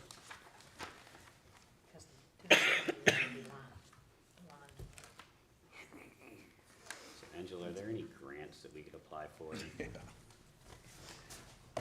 Not quick enough to take care of this. Well, I mean, but if we do the smaller one and then hold off on the much larger one, Well, it would be my recommendation, if we've got the money budgeted for it, let's go ahead and use it and get us upgraded the way we should be all over the city. Not just the compliance. If we didn't have that kind of money budgeted, I would say go with just the police department, but y'all were getting prepared knowing that a lot of this was gonna have to be taken care of. You're more than halfway there now, and we can find some other funding somewhere else. I'm absolutely sure we can. Whether or not there's grant money, we can also look at, but it takes too long. But there are tax notes that can be issued for something like this. And, and you can do those, and they're about a 2-year process on those where you just pay them in 2 years, kind of like a loan for a tax note. It's not like a CO. It's a little bit different. There's other ways of funding, but you've got the money there to do it now. And you might as well go ahead and take care of it now, if that's what you choose to do. We'll do it whichever way you want to. How much do we have budgeted for the cameras? 220,000, that's for your maintenance. Did you tell me before that we also can utilize some of the court security? Yes. Camera? Yeah, I can use court security funds also, because it'll be security of the court and the access for the network as far as the court records are held. So there's money in the court security fund that can be used for it too. Is there any such thing as a retroactive grant? I don't know if it's on here, but I usually. That I know of. I would have recommended you guys go after the rural broadband initiative about 18 months ago, because they gave a lot of money away Yeah. to rural cities for broadband, to be able to bring in their own fiber. They were building dark fiber to splice points for other carriers to reach. But again, that was 18 months ago. If you did piecemeal it, how would you do it? It would be difficult, just to be honest. It would be an easy answer to say, let's just do PD, because it's not that much, but it's gonna handicap the rest of the city. And then when we get to ESD, and then they wanna connect through the same side, they're gonna be like, well, they can't touch PD. And now we don't have ESD, or the fire side for ESD, and they're gonna come after and say basically the same thing. You may be good on the sheriff's side for dispatch, but now you're not good on dispatch for ESD, because it's separated. Because not all fire is seizures, only on joint, I guess I would say joint calls or multi-jurisdictional cases would be the only time that they'd ever process a dispatch. So the easy answer is, sure, you could segment it, but I think we're gonna run into a problem in 3 to 5 weeks when we start testing at Foster's Place at ESD. And then we get there and then we have the same problem with fire. We'll be right back here again. Well, we need to do the other side now. Just trying to prevent, I think Patrick said it best, I mean, it's not the best situation, but pulling the Band-Aid at once is gonna give you guys the segmentation that you have to have, but it's also gonna give the city a better use and operating, environment for both fire, public works, and everything else. So then when September gets here, we're not scrambling to go get microwave shots to towers for water. We're not worried about first arrive or page gate or whatever, fire needs or ESD dispatch. I mean, you're just gonna have these dominoes start falling if we don't get something done soon. Can you do it for 260? I haven't even looked at the numbers. I don't know what the numbers are. It's gonna be a big check all at once, man. Give us a break here. Well, we better not be asking for it all at once, so. You know what I mean. Ms. Winkle, you were saying you could take out of court, would that be the security fund or the technology fund? It could be either one. We could do it for, you can do it for either one. You can use it with court technology and court security. Yeah, because we were looking here on the revenue, it's already almost to what was budgeted, so that's good. And we're only into, like you said, quarter of it. 5 months in. Yeah. Almost half. I think you can do it. I think I've used, can't you use it for court security also? Because I know we used it to upgrade some things over at the other city we worked at, to upgrade on Well, it's gonna be sitting in servers. per court anyway, that's the same device. And that's all you can spend it on. I mean, there's not very much you can spend court technology and court security funds on, so you use them, or in the future, if you ever get audited, you lose them, because you're not using them appropriately. Where's our technical support gonna come from? Don? What's your We'll next hand Dawn item? a run book when it's complete. We've had meetings with Dawn about what, kind of like where that line in the sand is, where if he needs us, we're available, but we have to get, basically an environment that he can manage. And right now, I'm not gonna speak for him, but he's seen lots of holes as well, that it's a tough nut to manage. Is warranty support gonna go through him as well, or through? Warranty, like on the actual equipment and devices licensing, we handle that, but he can manage it, he can take it over after it's initially installed and implemented. He can do that. Well, we'll have Dell support for 3 years, I guess, won't we, for the 2 servers and the array? Yes. You'll get Pro Support Plus under the TIPS contract, so you'll get the additional year anyway, buy 2 and you get the 3rd or whatever it is. So that should be covered. Licensing, Microsoft, I think we only did the 1-year server license, or is it a 3-year? 1 year. 1 year. So next year you'll just renew your server licenses. And we did them device cows, right? Yep. That's what you asked for, device cows? So, Very good. yeah, so we have all device cows. And then O365 is an annual deal anyway. Right. They don't give you any break for giving 3 years, so why pay for 3? I get you. Just do it every year. I get you. Just becomes an tax.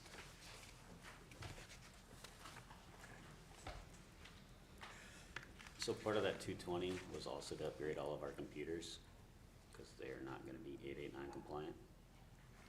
So that's an additional cost that we will incur. We can keep the 10 machines, can't we? The Windows 10 machines. Yeah. The Windows 7 machines are the ones you're worried about, obviously. Yeah, it's another year. You could budget it. We can budget it for I was next gonna year. say we could budget in the next one for those replacements. I guess technically, since they'd be sitting behind the firewall, those 7 machines would be. It could be compliant because it sits behind the Fortinet, so You can still be compliant, just not upgradable, obviously. Yeah. And what about this camera? Is it working or not, Angela? It is working. It's working. They, It's separate, we don't have to jack with it because it's its own, We would just segment that. okay. All the AV Everything- typically everything- is done everything separately. segmented. Any dais or any city that we've ever done, we just keep it separate from the regular network. It's also easier to manage.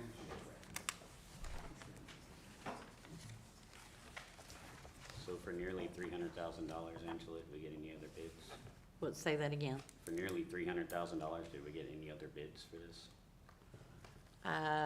Well, I've had Don with Axios look all this over.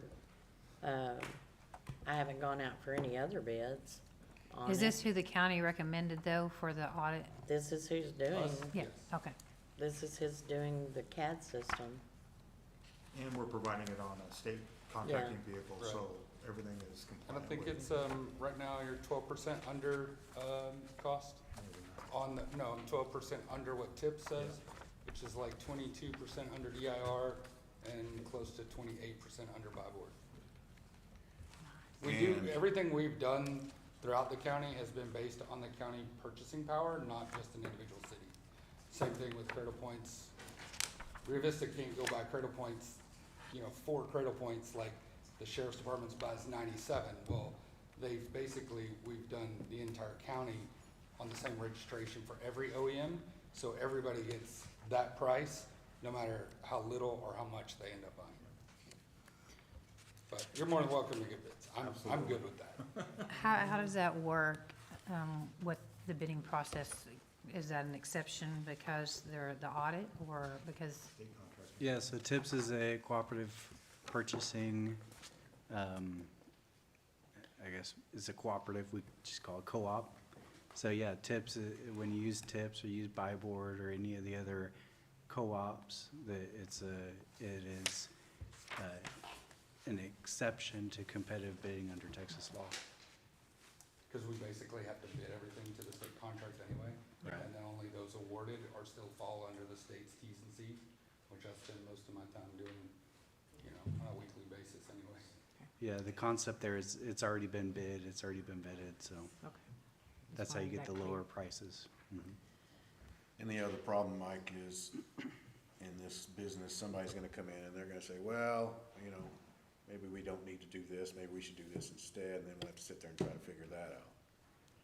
Oh yeah, I don't think you'd get apples to apples, but Yeah. I was just asking if we got any other bids. I know we don't have to go out for bids, but it's just a lot of money too. Oh, my gosh, it killed me when I looked at that. Well, we'd much rather have been much less, and then we could just move on with our jobs and keep on trucking. I get you. I'm not complaining. Not to you, anyway.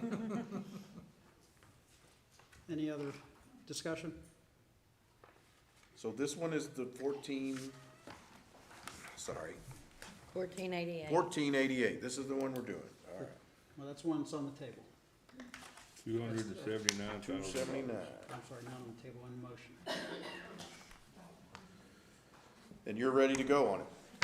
Yeah, we can, tell us whenever you- if you guys decide to go, then we go. That gets everything fixed.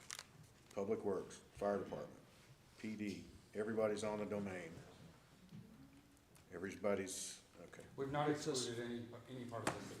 Gets When us, she said to do them all, we did everything. Cameras, all the cameras are replaced. Correct.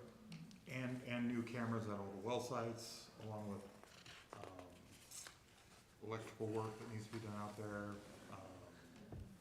Gets everything compliant with both Sheriff's Office in Johnson County as well as the state. And you said this would take us, this will get us through about, how many years? At least 7. At least 7. So, Then it's up to Don to make sure Right. it's all right. operational, right, buddy? get us through till So later. basically, we're playing catch-up to where this should have been done about 7 years ago, getting ready for these things. And I But at least it think gets that's us something out. else that, I make this recommendation to cities all over the state, all over the country, more or less, but a lot in the state, is when you get this type of solution done, then you schedule out your road mapping and a technology plan, so you don't end up having to do it all at once. You do it in pieces, and you budget that piece every year, Yes. whether it's growth in storage or server upgrades, and you don't do server upgrades, firewall switches, access points, microwave shots, and cameras all at the same time. You just try to set up a technology plan. Yes. And I think that would be extremely prudent for all of you to consider moving forward when you start talking about budget. Aren't we on some kind of program with, Wells and whatever already that we joined a year or so ago? Something to make it easier, computer, You guys moving to just bought? SCADA? No, we've They don't have talked SCADA. SCADA, but we're not on SCADA. Y'all gonna be moving to SCADA? Are you gonna be moving to SCADA? They're gonna need connectivity.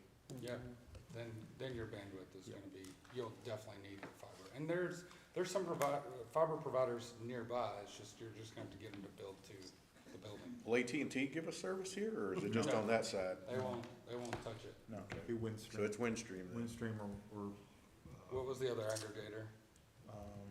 we had a couple, we had a couple There's a- different options. like- There's a reseller of Windstream. We're carrier agnostic, we don't care, don't as care. long as they're gonna give us the correct handoffs and give us multiple points of entry, Windstream has a lot of complaints from their, always. It'll be a little different, at this point, not saying it's gonna be significantly better, but when you run that through the channel side, because they know we're doing the project with the county, they typically design and provision it a little better. Cause it So- has a lot more eyes on it.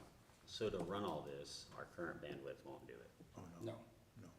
So we need a plan in place now to get more bandwidth, not approve this and then hope we can get more bandwidth, because well, fiber Windstream isn't can in do a town. 1010 line to us now if we wanted it. Well, yeah, if we wanna pay for it. Yeah, of course. Yeah, we are. We're gonna So, have to. I'm gonna have to at some point, but if it comes down to something like that, then I'm sure they'd work with us to upgrade to something better, if necessary. 1010 would I work, don't know wouldn't it? what did they propose, do you remember? Windstream or, Do you have those quotes I sent you? Give me 1 second. I'll find it. Can you do it with 1010, a I 1010 remember there line? was two. No? I don't think so. Need more? How much you gonna Yeah, need? wasn't it two- We recommended 200 meg circuit. Yeah. Oh, up and down? Yeah, up and down. Okay. Cause you gotta remember, we're not Symmetrical. gonna be doing a lot more downloading, it's gonna be a lot of upload, mostly from public safety side, fire and PD, cause they're gonna be uploading. Oh, for the films and stuff. Yeah, all the Cameras. information, cause it's all going to the cloud, cause the DA's office is Can't gonna be able remember to the name pull, of it. evidentiary data directly from the CAD system. They're going digital finally? Oh, yeah. Wow. I know, it's shocking.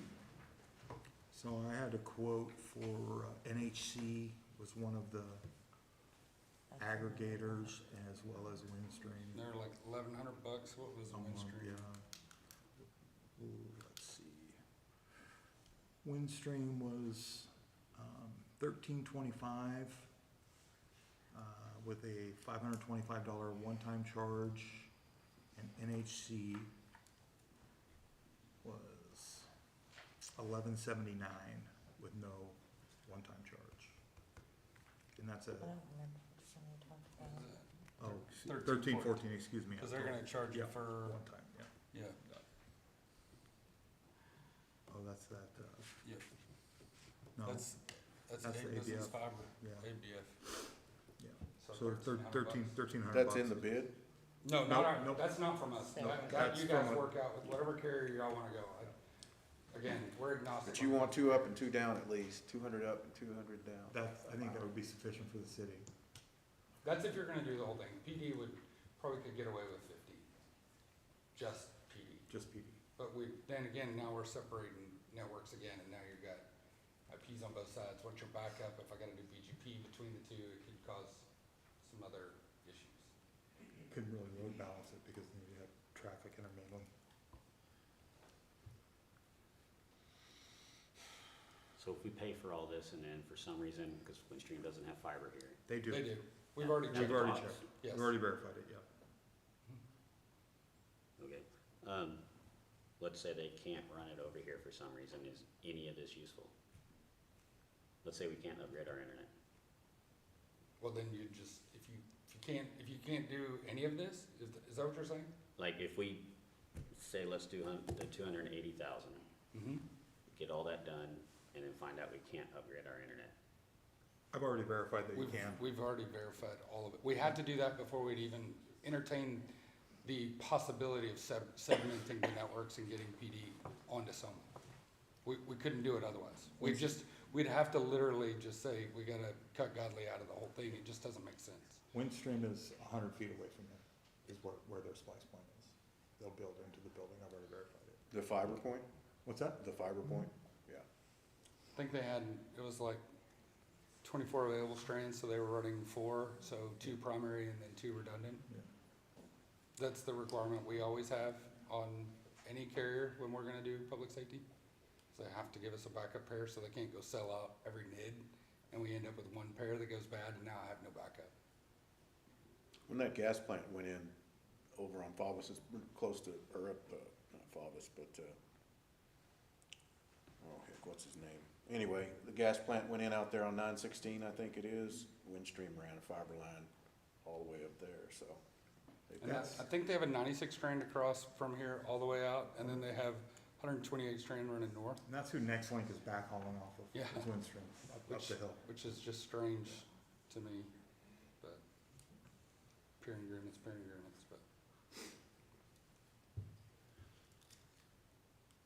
I appreciate it. I just wanted to Yeah, verify. no worries. no, Yeah, Some of the we money had to have. double check that first, For because sure. it wouldn't do us any good to come in and say, hey, let's segment PD to get them ready for Soma, and then not be able to get on Soma.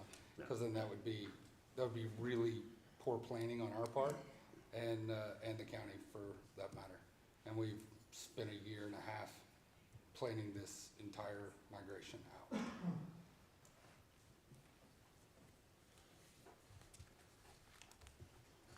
About 270. Hey, I'd love to say yes, but I didn't put any of the numbers together, so I don't really. But you own the Look at this company. guy Yes, over I do. here. Yes, I Look at do. this guy. He may not like it. So if we cut out the cameras, that cuts out $123,000. I know we need cameras, and I understand that. But that would put us down into our budget, well below it. Why are the cameras gonna cost so much? It's not just cameras, it's cameras, Microsoft licensing, and air fiber, We're using Canyon, Cambium, yes, so. private air fiber, and reconfiguring the whole network. That includes not only the physical hardware, but also the labor to install it all. Like, 'cause on this group total where it says cameras, I've got line 24 through 32, and it groups out to 123,000. Stand by. I gotta look at it from a different view. And then the services are broke down in the next group.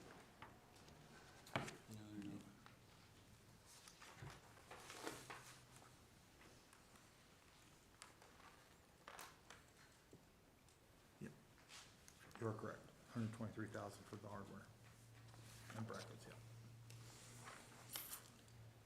But that does include the ones that are required anyway, so you can't eliminate all the cameras, because we have to have some for Some for PD, PD, No. which we had on we the go back to original the PD quote. So in the PD quote, if that's the route, then I would just go that way Yep. and eliminate the rest. But then again, I may be right back here in 3 weeks when we test the ESD, saying that the city side isn't there yet. Again, to us, it's not, we don't have a favorite or a better position to be in. We just say, this is what we know, and this is the information we can give you, and what you choose to do with it is entirely up to you guys.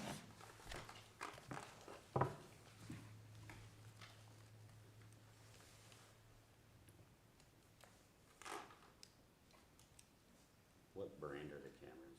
Verkada. Verkada Cloud. It was that or Axis, and Axis was the only other one that we could use, and right now they're about 128 days out lead time, and they're not gonna make 90% of the implementations that have to be done by the summer. So I didn't even wanna go down that path, and it would save you about 1%, which wasn't worth it. What's the factory warranty on those cameras? Do you know? It's limited lifetime, so it's, Oh, if a camera goes bad, you ship it back, they RMA it. okay. So it's the licensing is what you're really paying for. And we have 5-year licensing on there, so there wouldn't be any license fees on the cameras for 5 years.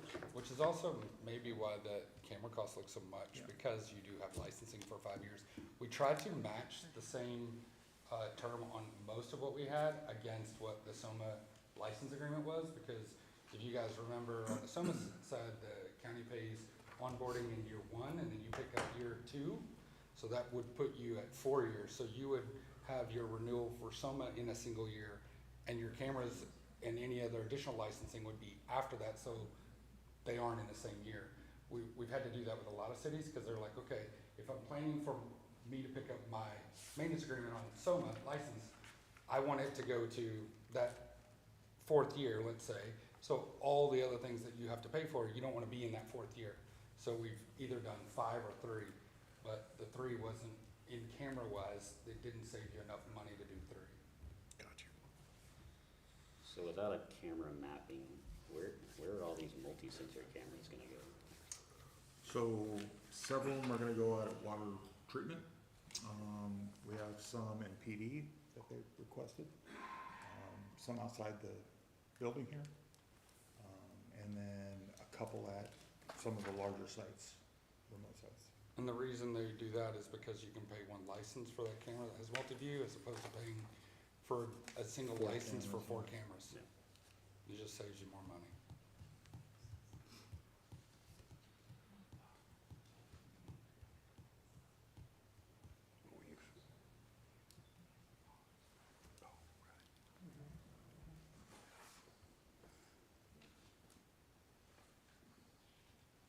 Stephanie, you may be able to answer this. For the wastewater treatment plant, didn't we get a Homeland Security grant for those cameras?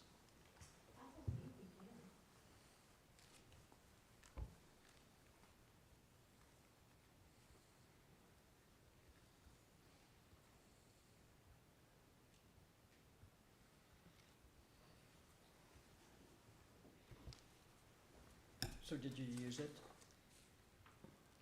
Yeah, that's what bought all those cameras down there. The old ones? Yeah, I mean, that was long before I got on the council, but Can we call for a vote? Are we done discussing? Got a call for a vote? Aye. Aye. Aye. Who was your second? I only have a motion.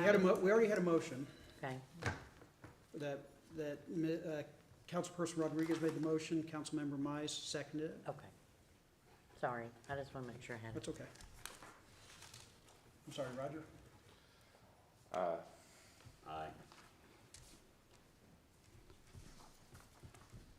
Motion passes 5-0 to approve agenda item B, bid number 1488 for $279,448.41. 274. I knew that was coming, Scott. Too late. He was waiting for you. Thank y'all very much for Thank coming. you. Thank you guys.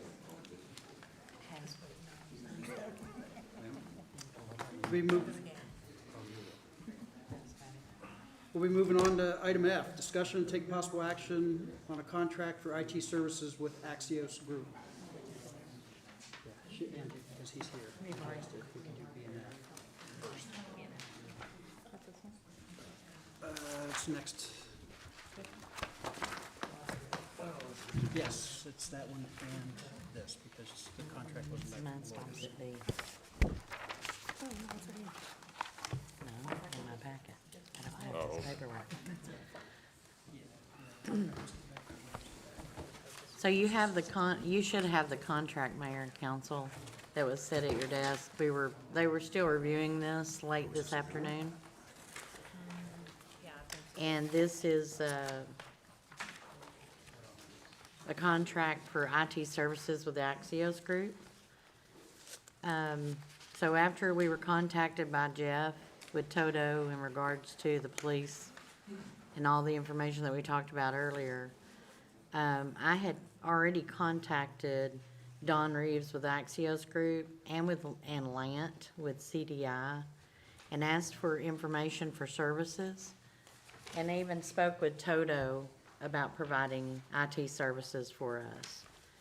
And no offense, because I know y'all are really busy. But Toto was kind of over our budget of what I was looking at the cost. And CDI really didn't respond a whole lot to me. We talked a little bit back and forth about the services. But in the interim, Don has been helping the city and working with Toto to procure our antivirus software that had expired, and just on top of everything else being open, then we had no antivirus. He's installed that AV on all city computers as well as your own computers. Some of you have met him. He's done some work on our mobile units. And I've worked with Don over the years at several different cities. He's CJIS certified, and he's helped a lot of cities that I've worked in the past. And so with that said, you've got that contract in front of you for the professional services that I think that we need at this point. If we're gonna go with that kind of money and put this kind of infrastructure in, we need to have someone who can be on top of that and that can keep us in CJIS compliant. So when we do get ready for these audits, we'll have someone that will be able to do that for us with the police department. The Axios cameras, he has a lot of experience with. The Axios in-car cameras, you have a lot of experience with the other cities that he's worked with. Encode, I call him the Encode guru, but he's worked with me on several projects with Encode in different cities. So that's why I actually reached out to him, because of his experience and his work working with cities, so that, you know, that I've been in my past. So with that said, he's here now. Some of you have met him, but he's here to answer any questions you may have. Take the hot seat, sir. Would you like to know about Axios, or how can I help? What's your staff? The way Axios was structured when I started this company years ago, that's when I had a full head of hair.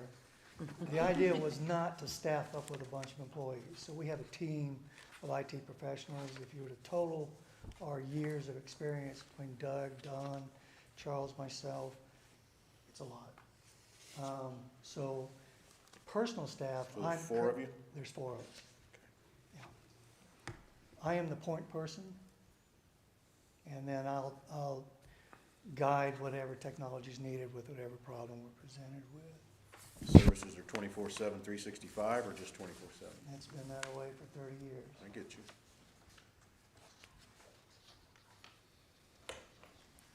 Who is it that keeps up with the latest technology from Microsoft, et cetera, et cetera? All of us. Well, that would actually be Charles Calhoun. Yeah, and he's fully certified, and he's very plugged into large enterprise networks.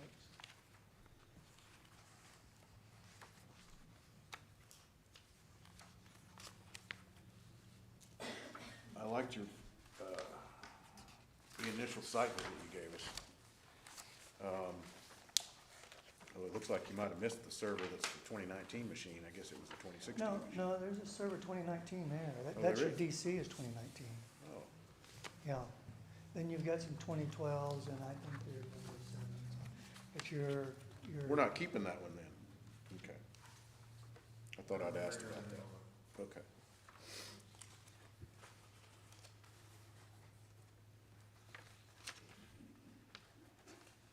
You know, Axios was, the IT side of this is academic.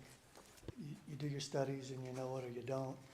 The work that goes into supporting a city or any customer is the customer service. And that's what I built my company's reputation on, being available. Who does your nighttime work? I'm 24/7. 24/7. I get Done you. this a long time. The staff is, A lot of SOs, PDs, probation offices. How many companies do you do? Or how many, Currently? how many government entities do you service? Well, I've been paring down. Again, I had a full head of hair. Really, I came here because I have such high regard for Angie. And when she said that she needed another pair of eyes on this project, I was here. And I can see the city does have a need. The real trick is, working with Toto is gonna be interesting. It's a collaboration of what they're putting in. A lot of what Jeff and Patrick have shared with me and their approach to this is in line with my thoughts. And that is that the equipment, the servers, the design, it all belongs to the city. It's not Toto's, it's not mine.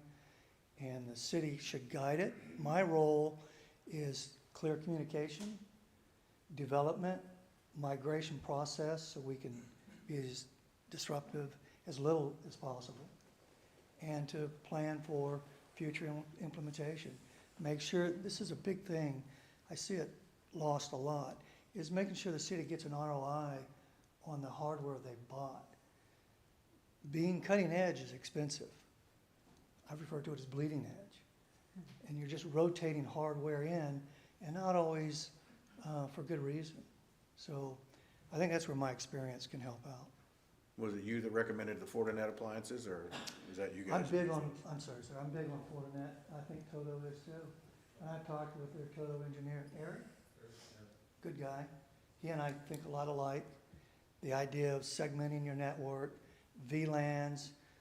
Patrick brought it up earlier, like this camera we were concerned about. We just put it on a different, it doesn't even need to be on a DMZ, it's just a different segment that's internet-only access that doesn't have any access back to any of the city private network. And it's done. We really don't have to concern ourselves with it. It also lets the vendor come in, do any remote access on their equipment here in the dais, and we don't have to really concern ourselves about it. And That's how the many proper cities way to did say you said you service? I forgot already. Over the years or currently? Currently. Currently, currently, in cities, none. Mainly businesses then? Yes, I mean, over the years, golly, the list is long. Joshua, I'm sorry, City of Crowley is still an Axios customer. We put their first network in. So we've been at this a while. Still doing Sansom Park? No longer. No longer. They had decided to go with an MSP here within the last month, which is fine. It's all good. There is a difference between what MSPs can provide and what Axios can provide, and that is going to be the one-to-one, take the call, solve the problem solution. This afternoon, I took a call from the chief, and within 10 minutes, we had his problem solved, and he's on his way. So there isn't a take a ticket, send an email out, go through that process. We can structure our organization that way, but I personally enjoy the personal contact between knowing my customer's network, and that's the real key. When the call is made, the dialogue will tell me where the problem exists and how to approach it, as opposed to having to discover the network each time the call is made or ticket's open. Did that answer your question? Yes, sir. The rates are really fabulous, guys. I've been at this a while, so this isn't, $100 an hour for on-site, 70 trip fee, 75 an hour, 75 minimum. That's just not bad for this industry. I was gonna ask why they're so cheap. Yeah. Axios is, over the years, I could give you a long list of cities, Joshua, Mineola, Cook County, Wise County, probation offices, credit unions. Tarrant County's credit union is one of our existing customers. We've got a citywide network we support. It's in Tarrant Plaza, right across from the jail. I'm just not a money grab guy. My energy comes from providing a service. I think that's why Angie and I get along. If she has a problem, I kind of get jazzed on fixing it. And then I'm out of the way and I go do my thing. Don's doing fine. Thank you for your concern, but Don's doing all right. When I'm not doing IT, I'm out with my horses and donkeys and doing my thing and mucking stalls. And anyone wants to muck a stall, you're welcome to come out and And to be quite honest with you, I'd like all of you to know that once I met with Toto, I really needed someone that I could trust, that I could go to and say, no offense. Because I can't read this. I get you. I can read it, but I don't know what it means. I understand. I had to have somebody I could trust. Then when I found out there was holes everywhere, that our infrastructure was in the shape it was and that there was accessible points, I had to have somebody I could trust.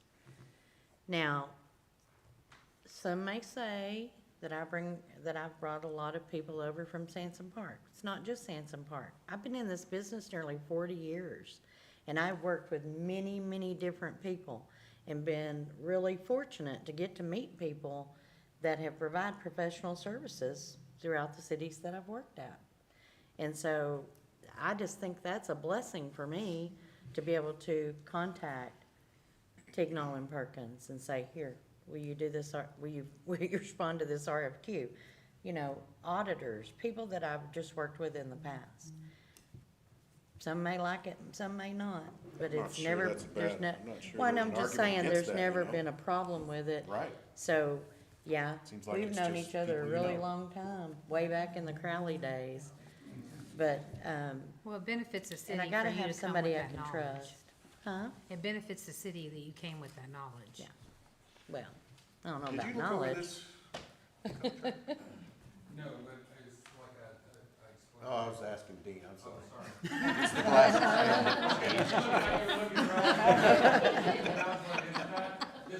It's that crazy eye. One of our associates did, Tyler. Yep. I'm gonna make a motion to approve, the contract for Axios Group. I'll second it. Thank you, I appreciate the opportunity. Thank you. Thank you. Any further discussion? Who was the second? Misty. Be Mayor Pro Tem.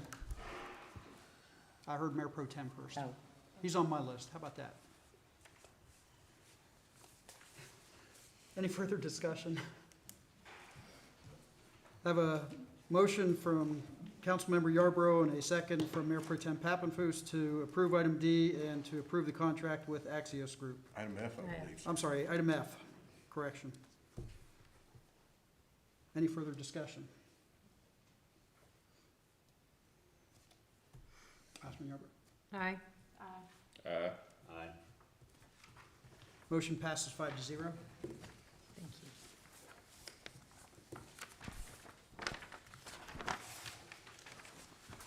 We'll be moving back to item A. Discuss and take possible action adopting resolution number R02-2024-05, providing rules of conduct and procedures for the city council.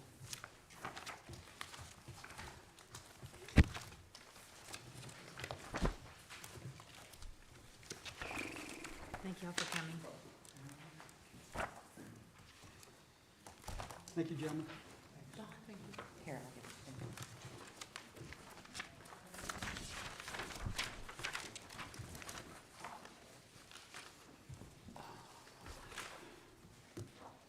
As was stated previously, this item was brought back from the table at our last meeting.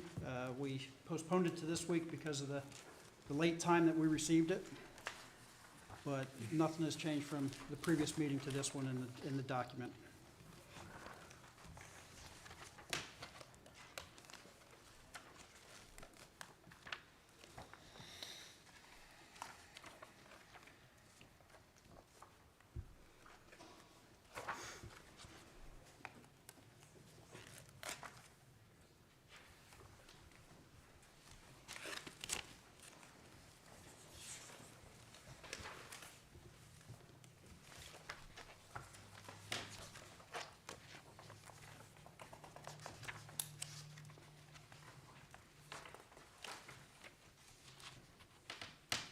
I got a question about the 2.11, council member attendance.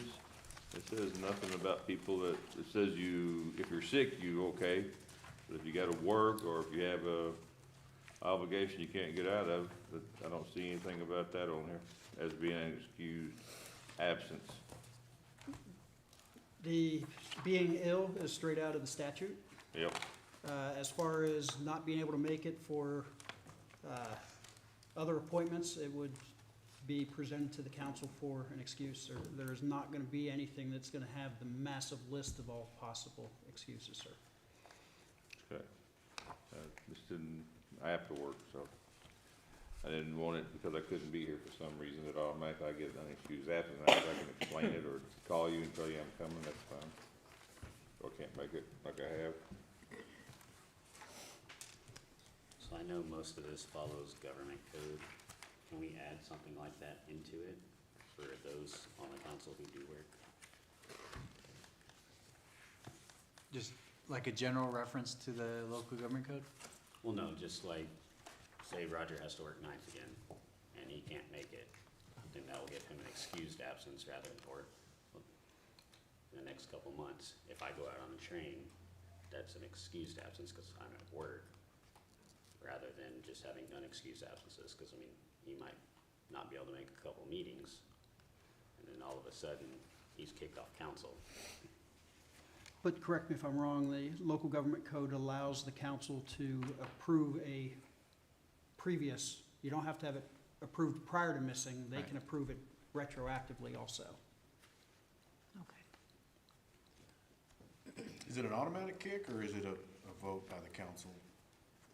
It's, it's 3 consecutive misses. Yeah. The paperwork is done to question whether the seat is vacated, but it's ultimately voted on by the council, correct? That's right. You go to it real quick. I believe they're presented with a chance for a hearing or something to say why. Yes.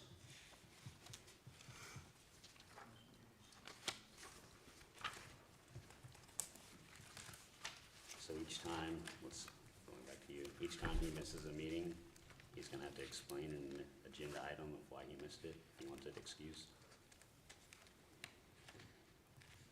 Or let's say, Miss Mize has a late night at work or has an open house on a Tuesday. Yeah, I mean, I don't think she should have to say, oh, yeah, I was at an open house, we're gonna have an agenda item about me. I think work should be excused. Is that assumed in here, that there'll be an agenda item about it? How would it be addressed, sir? Yeah, so this is what local government code says. If a member of the governing body is absent for 3 regular consecutive meetings, the member's office is considered vacant unless the member is sick or has first obtained a leave of absence at the regular meeting. In addition to an absence described by subsection B, that's the one I just read, a member of the governing body is also considered absent for the purpose of the subsection if the member is not present at the adjournment of a meeting at which a quorum is established unless the member is first allowed to withdraw by unanimous vote of the members present. So if the process here isn't spelled out, I mean, you can create a process for understanding how do you get your absence approved beforehand is the question, right? Yeah. One of the questions. That's half. The other half is if doing it retroactively. Is it an agenda item or how would? I would say put it on the agenda and ratify the absence. For 1? Till Or we- 3? Or till 3 we don't consecutive, wrap up for this excuse. is your policy. I don't know why we gotta make it so hard. It seems like if somebody's gonna be out, they'll say, hey, I'm out, okay. And then if it turns into a hostile situation, then we deal with it then. I think that's what they're trying to close that gap so that that doesn't get challenged and say, hey, you've missed 3. Because I know with me going out of town, I have boots on the ground in 24 hours when I get my call. So I don't have time to come up before the council and say, can I get permission to miss? Will they be excused absences? I'm gonna do everything I can to be here, but, I mean, my livelihood comes first. Well, I think 3 is the statutory thing. That's the deal. Well, I know, Three I is- think that's what 3 you're is talking about, so statute, that they don't. but wrap that's up. for unexcused absences. Right. Yeah. So I think that your question is, who gets to approve absences? How do you know if it's unexcused? Okay. Because by statute, it says if you're not sick, then it's unexcused. Sick is 1. It says unless the member is sick or has first obtained a leave of absence. So then we can call the mayor and say, hey, Yeah, I'm so, gonna be so I absent. think it's just a question in your policy, who do you want to have the power to approve absences? The mayor. So if that's the question, then you just need to add it to your policy. Are you okay with it? I would rather the entire council have that, because what about if Yeah, let's do Linker the doesn't entire like you? council. And Well, he's like, nope, not, Yeah, not let's do the excused. entire council.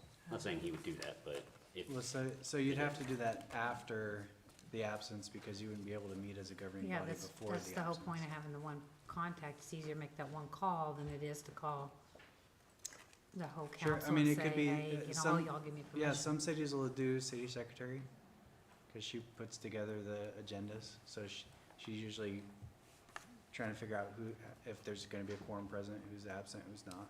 What if she gets mad at me? Well, there's gotta be a way, whether it's, Not until you do. whether it's her or whether it's the mayor's position, that the council, you know. Can override. If we come into that hostile Yeah. situation again, that the council can Bring still, it, put it on the agenda Yeah. and, and Sure. override it and make it right. Yeah. yep. But it's whatever makes it easiest, I think, up front. Yeah, I'm with you. So say secretary it is? Is that what- Sure, whoever, we can make it the mayor, the city secretary, Angela, and then just an override by the council if I the say council we make it decides to Dean. take it up. Do what? it's Dean's job. Well, that means we gotta employ him Then we forever. gotta pay Dean another $225. $62 to take that phone call. And half I his, say 135. yes, half of his emails don't work.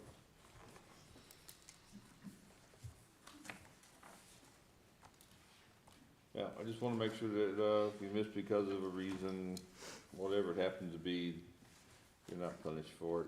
Now, if you don't miss, if you miss and you don't tell anybody and you show up the next week without any kind of, excuse or whatever, that would be an unexcused absence. So why can't we just change the policy to include work as an excused absence and avoid this entire mess? Yep. But that only is gonna be one mess. I mean, we're always gonna create more messes. Well, the that's next exactly mess what I'm is saying. somebody's gonna just quit and not even resign and say, well, I have an excused absence, so, because I'm at work. I mean, in a hostile situation, you know. Yeah. Well, that makes a I 4-4, think- that makes a 2-2 vote in that sense, and then, Yeah, you know, I was trying to. we had push that back. problem before. Yeah. I think it's still best to have one person, whoever the council chooses, and not try to write out all the exceptions. Get you.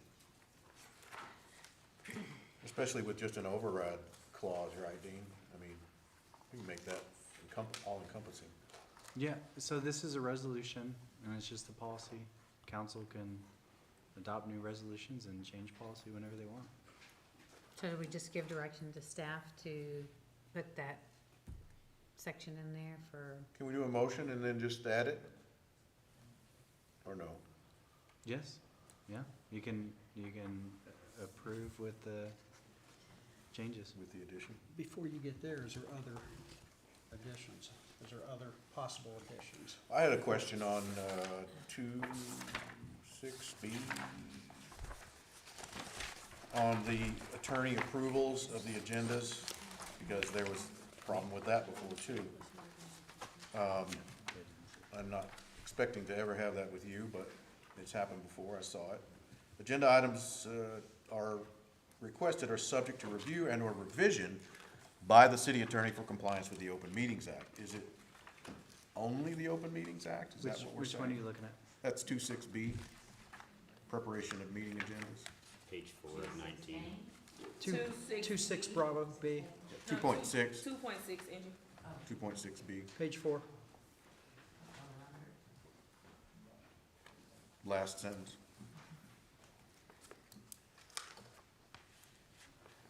Are you wondering if it's too, Because it wasn't very long ago where we had, the city attorney was basically just killing agenda items because she wanted to. Not because of any, you know, reasonable,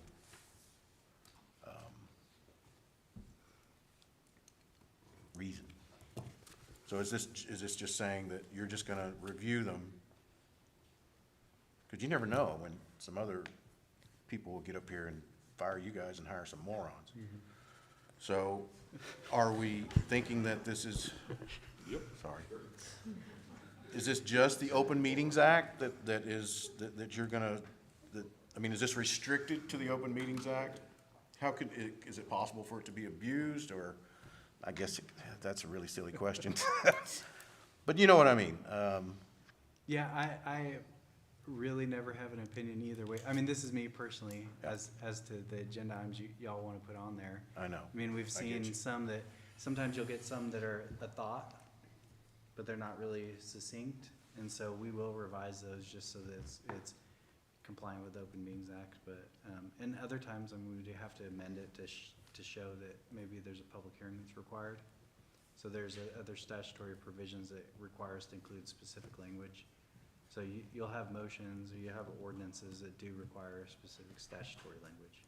Okay. So it's not just for compliance with Open Meetings Act, but, and Texas law, if you were to I add just that. don't want the attorney at that time deleting any agenda item that's posted.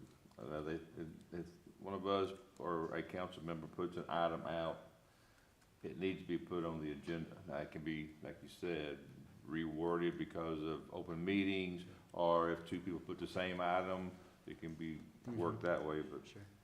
we can't, I don't want to have it to where your thoughts, your ideals cannot be placed on the agenda like they've been before. I see.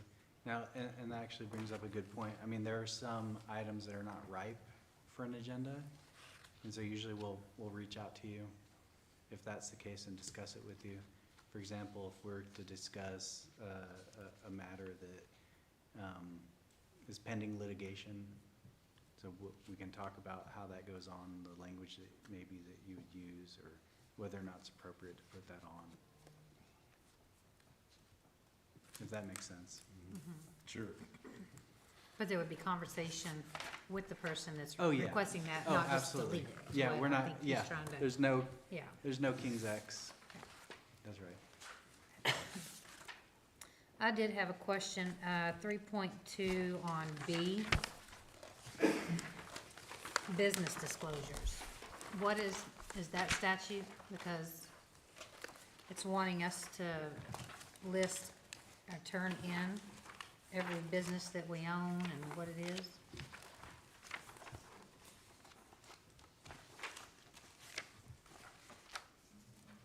Because it says like partnerships, any LLCs, corps, us and our spouse own.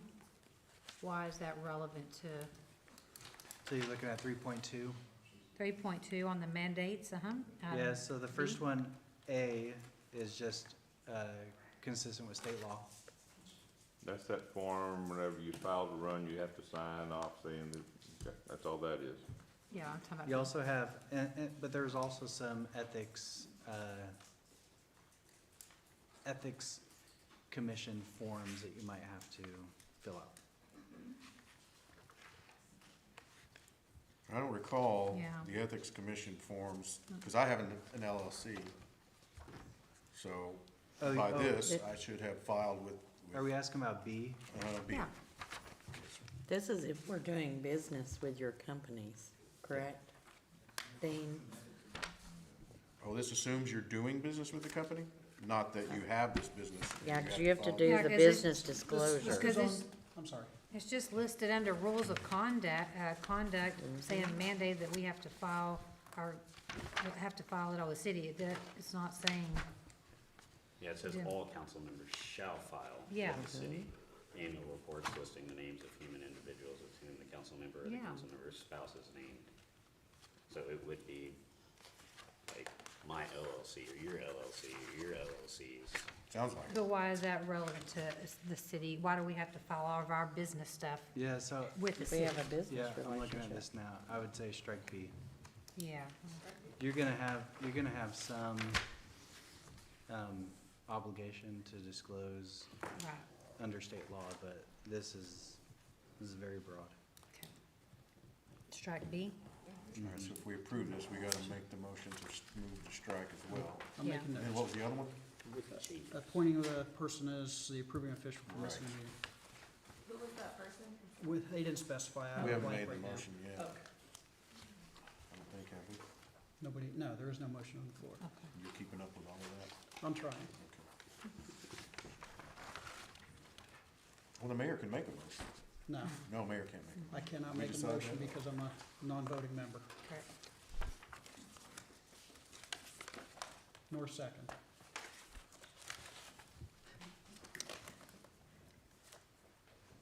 I can suggest that. Also on 2.15 B1 talks about the fire capacity. All that will be posted, right, for public view. I've asked that the current Okay. fire chief verify our previous fire chief's number, but yes, it is posted. Okay. So, yeah, I was gonna say, so, yeah, the room capacity, the rules for the public, no eating, any of that stuff y'all have in here, all that needs to be posted so they're aware, cause they It's currently posted, no food in the Is it? chamber. Okay, I haven't seen it. Is it? Right outside those doors, right there. Yes, ma'am. Where was that at? Page 9. B1.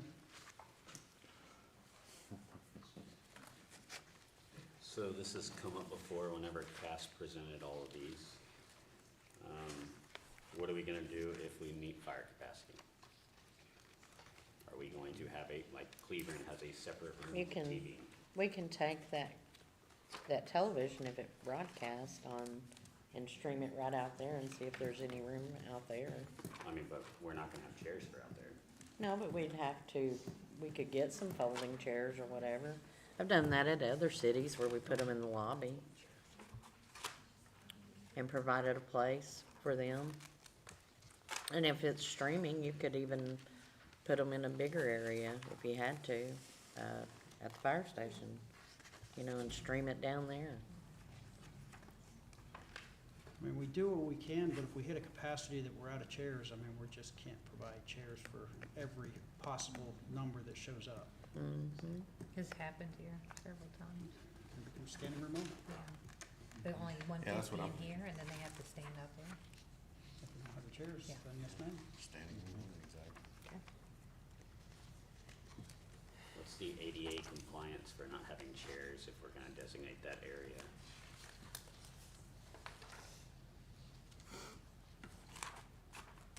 There's Great chairs all over you- the city. Does that, I thought that was the, Council. in the context of an open meeting? Well, like if, let's say we reach capacity in here, Uh-huh, and that's our designated area, the foyer. yep. If we don't have chairs for, let's say, someone needs a chair, are we gonna be in ADA compliance? for Yeah, not so having there's a chairs? provision in the Open Meetings Act that addresses ADA compliance. I don't know if anyone's ever made the request, but they can make the request. Now, if we exceed all our chairs and we have to move into another area and don't have chairs, are we still ADA compliant? I hope that someone will make room for people who have Yeah. disabilities to sit down and accommodate. So Yeah. if they're just gonna request reasonable accommodation at the moment, I hope that we'll comply with that. Like I said, I mean, staff can make sure they're accommodated if it's one person that's needing ADA compliance. There's plenty of chairs around here. I've got a bunch of chairs right back in the back that we can move out for anybody that would need that.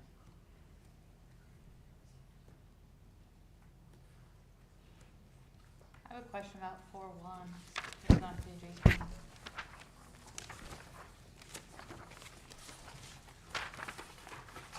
I need y'all to go page by page. What? I need y'all to go page by page.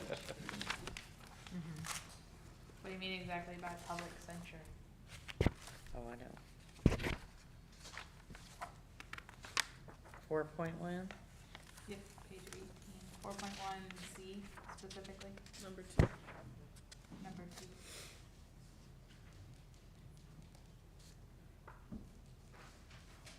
Dean, is it ever in the language construct of local government code public censure? Is it ever actually defined? I'm looking. I've always wondered the same thing, because it's in multiple statutes, but I mean, censure doesn't appear in chapter 22. Reprimand, discipline. because is Linker just gonna tell you, hey, be quiet, don't talk, or what exactly Forever. is censure? Your whole term? Well, this is, It wouldn't be me, it would be a super majority. yeah, so just reading the language, I mean, this is something that, a resolution needs to be on the agenda. I mean, but what does censure consist of? What can we, Well, I think it'll be whatever is in the resolution. So council member can draft that, we can draft that. Oh, so If it'd have it to be its require, own. if it requires a resolution, it'll have to be on the agenda as a, as an item for discussion and action.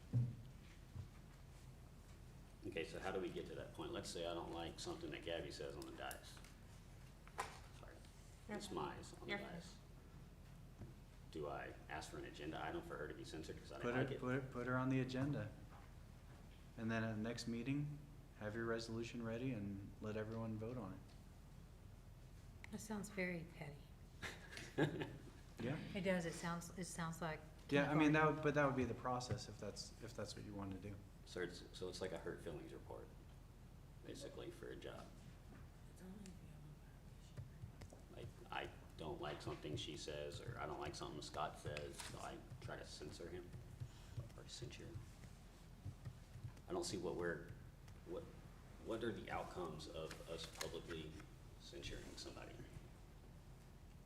Yeah, that's, what's the Yeah. outcome? What is the result? Yeah, what Like, have you ever been a part of a city or anyone you know that just publicly censured? Yeah, so the federal government does it. I think the House and the Senate both have censuring procedures. I understand that there have been folks that have been censured. Take a cane and you hit the guy with it when you get censored. I remember that from school. I don't So, think they do that I anymore. mean, it's not unheard of in, you know, our governmental system to have that happen. So, I mean, what is the result? Nothing? Like, I feel like this is just gonna, like, if I'm arguing with Misty, then I wanna censure her, and so I put But it on it the takes a, agenda. it takes, right in that paragraph you're reading, it says it takes a vote of the council to even put it That's on right. for a censure hearing. Well, yeah, but you put it on the, like Misty said, it seems like it's just gonna be petty. Mm-hmm. Like, if I don't like something Scott says, his name's going on the agenda next week. But that's, Is this statute, does it have to be in here? No, I mean, these are your rules. Or what- Y'all, we can bring these back and we can revise them based on your comments. I mean, these are your rules of procedure. So if you want a different word than censure, you can do that. I mean, if you want to keep this process, that's up to you. But what is an outcome we could actually take if we felt like we needed to discipline our own members?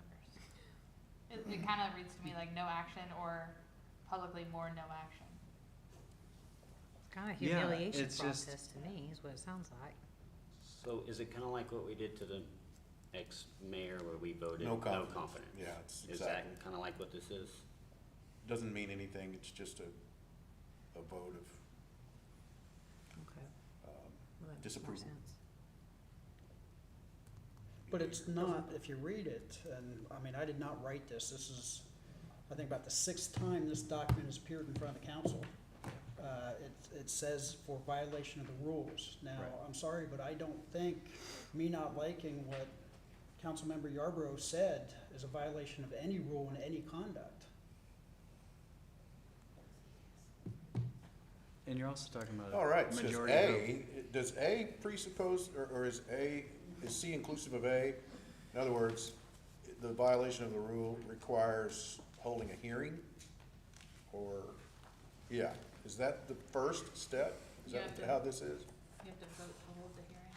And Okay, then C is so you just don't even what- get to C until A is done. Right, but what does C mean? What does that mean? One doesn't mean anything. Right, So But you what- can't even get there before A, so Right. I think that it's kind of knocks out the whole, hey, I'm gonna put this on the agenda. Because first, the majority must vote to hold a hearing. I think there's some checks and balances here. Am I reading that incorrect? No, you have a process. I mean, there's definitely a filter before you get to that point where you're ready to censor someone. But it's still gonna have to go on the agenda for us to vote on it. So a person's name is still going to be on there. We're still gonna talk about it out in the open. Yeah. And I'm still gonna be like, I didn't like what Yarborough said. Yeah, I mean, councils do that kind of thing all the time. It just depends on if you're aligned or if you're not, or, I mean, sometimes it can get volatile, you know, so, but again, these are your rules, so you can add whatever additional, I called it filters, you know, different steps in the process you wanna take.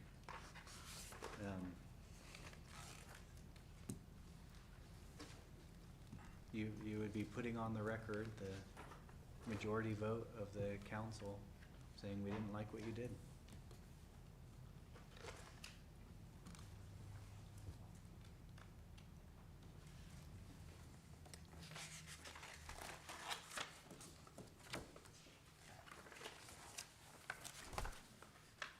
We through with that, or are we still talking about censure?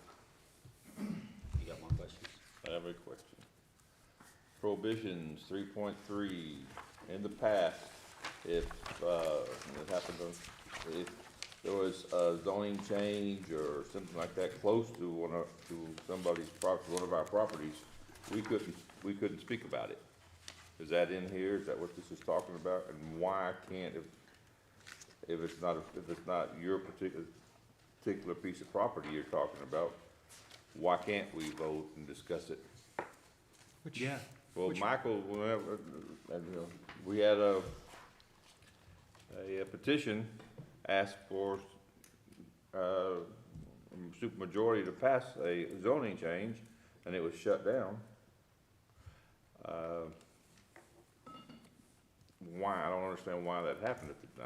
Now, I wanna make sure that there's no reason for that to happen. I mean, if it's your own property, yes, you shouldn't maybe vote on it.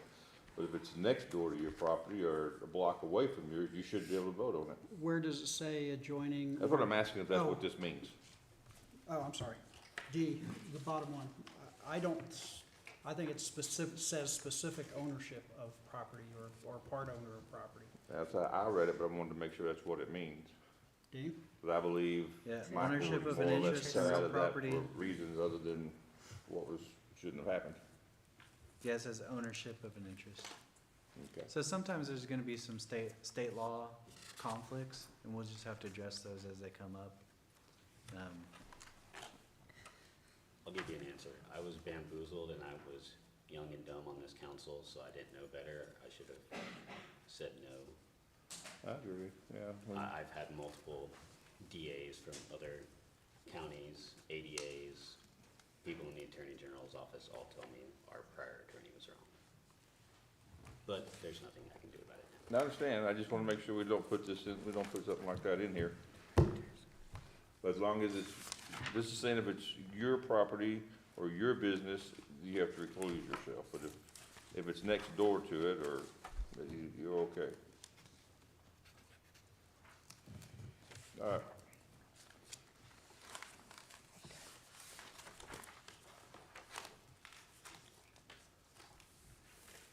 I had to make a motion, but I don't remember everything that changed. I'll help with the motion, but the one thing we need before we can make the motion is who the council wants to appoint as receiving the, I'm not gonna be at the meeting, phone call. That was not decided. Personal opinion, it would be to, Angie and you. Well, she's a pick. Okay, city administrator or mayor. Yeah, I'd just assume you do both of them, cause you may be out yourself for a couple of days, or she may be out. So you send it to both of you, you're covered. One of you will be able to say what's going on. What about if she says yes and he says no? Doesn't matter. I got a yes, that's all that matters. Tie goes to yes. That's it. Which section? Okay. And then with an override of the full council. Strike three. Okay, so I'm gonna make a motion, but be patient here. So we're gonna make a motion to approve the resolution R-02-2024-05 with the changes of striking 3.2.B. Yes. Mhm. And adding, And then adding the city administrator and the mayor as the contact if we have to be absent for work or missing. the missing a meeting. Mhm. No, that was only two. And 2.6B to include state law for compliance with the Open Meetings Act and state law. Which one, 2 point what? 2.6B. Say that again, Dee? 2.6. Page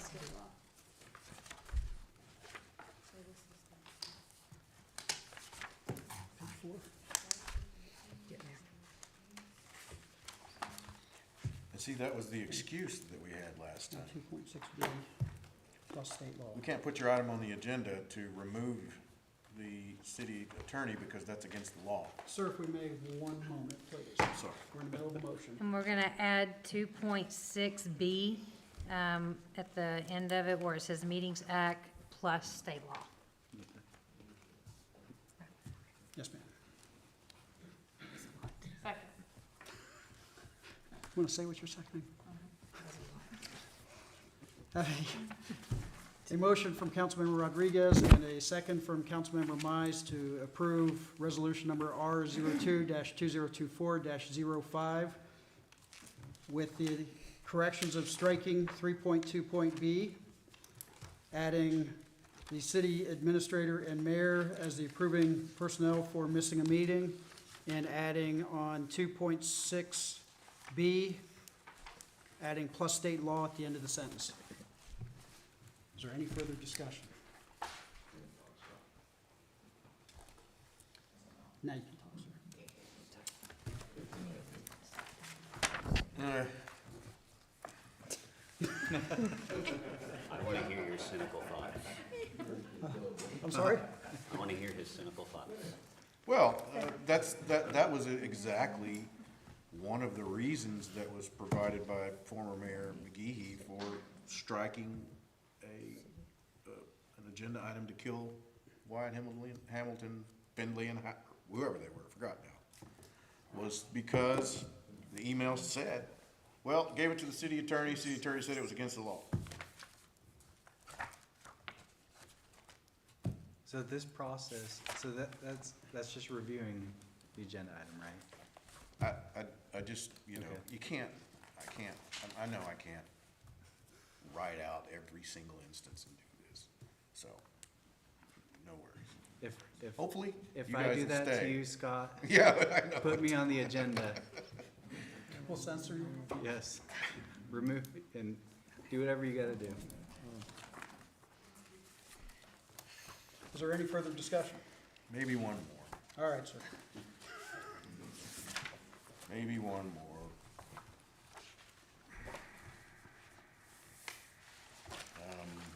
I don't know if I wanna do this or not. Say it now, forever hold your peace. Or amend it later. Yeah.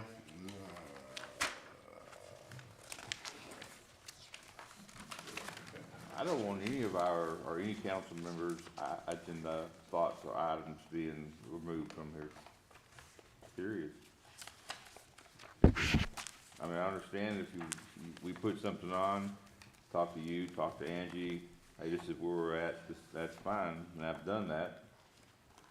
But I don't want anyone arbitrarily having the authority to remove or not add an agenda item without conversing and agreeing with the person that put it on there.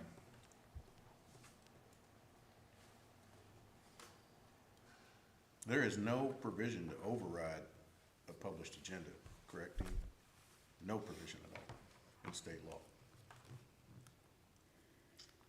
So Yes. in that situation, it's just an extraordinary situation that probably, hopefully, doesn't happen all that often, but in hostile environments, it can. And there is just nothing you can do, is there? Override a published agenda. Yes, make a change to the agenda and publish it for 72 hours out for a standard meeting if you're still within, You could, yeah, I mean. Yeah, if you're within the publishing time guidelines, Right. but Right. if the hostile environment is set so that it's 5 o'clock on this day and the hostile entities publish it at 5 o'clock, you're done. You can't have it on the agenda for that meeting. That's what was happening to the council back in the day. But then you fire those people. What's that? I said, then you would fire You them. couldn't. You couldn't fire them because they took it off the agenda. Oh, here, this agenda item to It is- fire me? It's yeah. illegal. It gotta go. And it Fire did. 'em. It did go. Many times. Yeah. I need to pull this back in a little bit. Yeah, I get you. I'm gonna, So since we're so harping on this, what do we do if it does happen? I mean, we can sit here and talk about what we're gonna do, but let's say you put something on the agenda, and they don't put it on there, what happens? I don't know what can be done in that instance. Well, if it's the city secretary or the city administrator, you make, on the next meeting, that you make a meeting, and since they serve at the pleasure of the council, they don't serve anymore. Yeah, if you can get it on the agenda. Yeah. That's the whole problem. All right, so how do you, Your city attorney So, can put the so agenda is the together. question here that everything that a council member requests to be on the agenda, it just automatically goes, or there's no vetting process through the administrator for more research, or if what we were saying earlier flows with something that might be on the next agenda? I mean, who has that authority to yay or nay, it's gonna be on this specific agenda? See what I'm saying? Yeah, so there's nothing here about removing items off the agenda, right? I mean, some of that will come down to managing the meeting and also what is most important, and that's why you have a city administrator. And there are some items that should never be on the agenda, and so if you were to ask, I'd like an agenda item to put Misty's social security number on your agenda. I mean, that would never be permissible, so Right. it can't be an absolute. That would be an item that would not go on the agenda. So that's the question, is all of our requests left up to being vetted by her to go onto the meeting? Yes, and if you don't like what she's doing, then you have the power. Do we? Can't get it on the agenda. with the exception of it being in accordance with TOMA and statute, That's right. which is where whoever the current attorney is. And this language says, agenda items requested are subject to review and revision by the city attorney for compliance with the Open Meetings Act and state law. So basically, any agenda item should go on there, you're gonna make sure it's up to snuff for open meeting law. Right. So we're arguing what ifs. I get it. I sat through it for 3 years. I get it. But we can hammer what ifs I get you. all day long. I'm with you. I don't think there's any way really to solve that problem, honestly. I think y'all have solved that before. We solved it with you. And then don't mess up.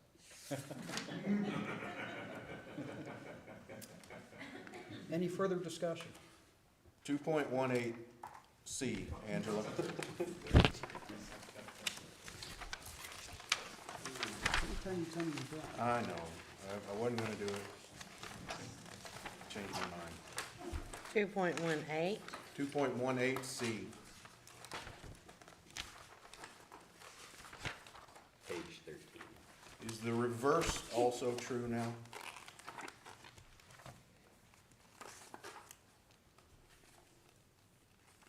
is the what?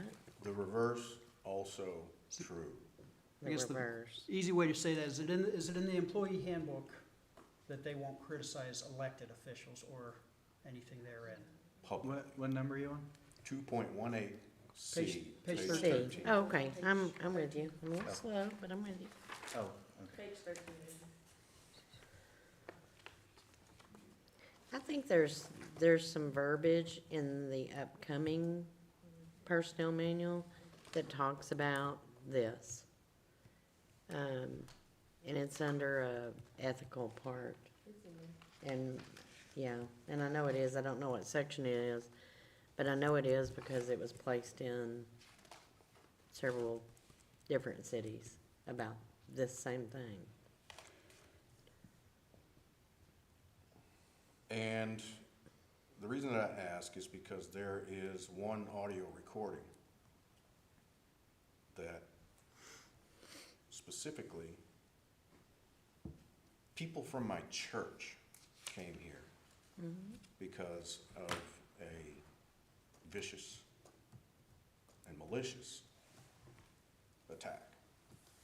I don't know, and I didn't know about it until later, right? Couldn't have objected at the time.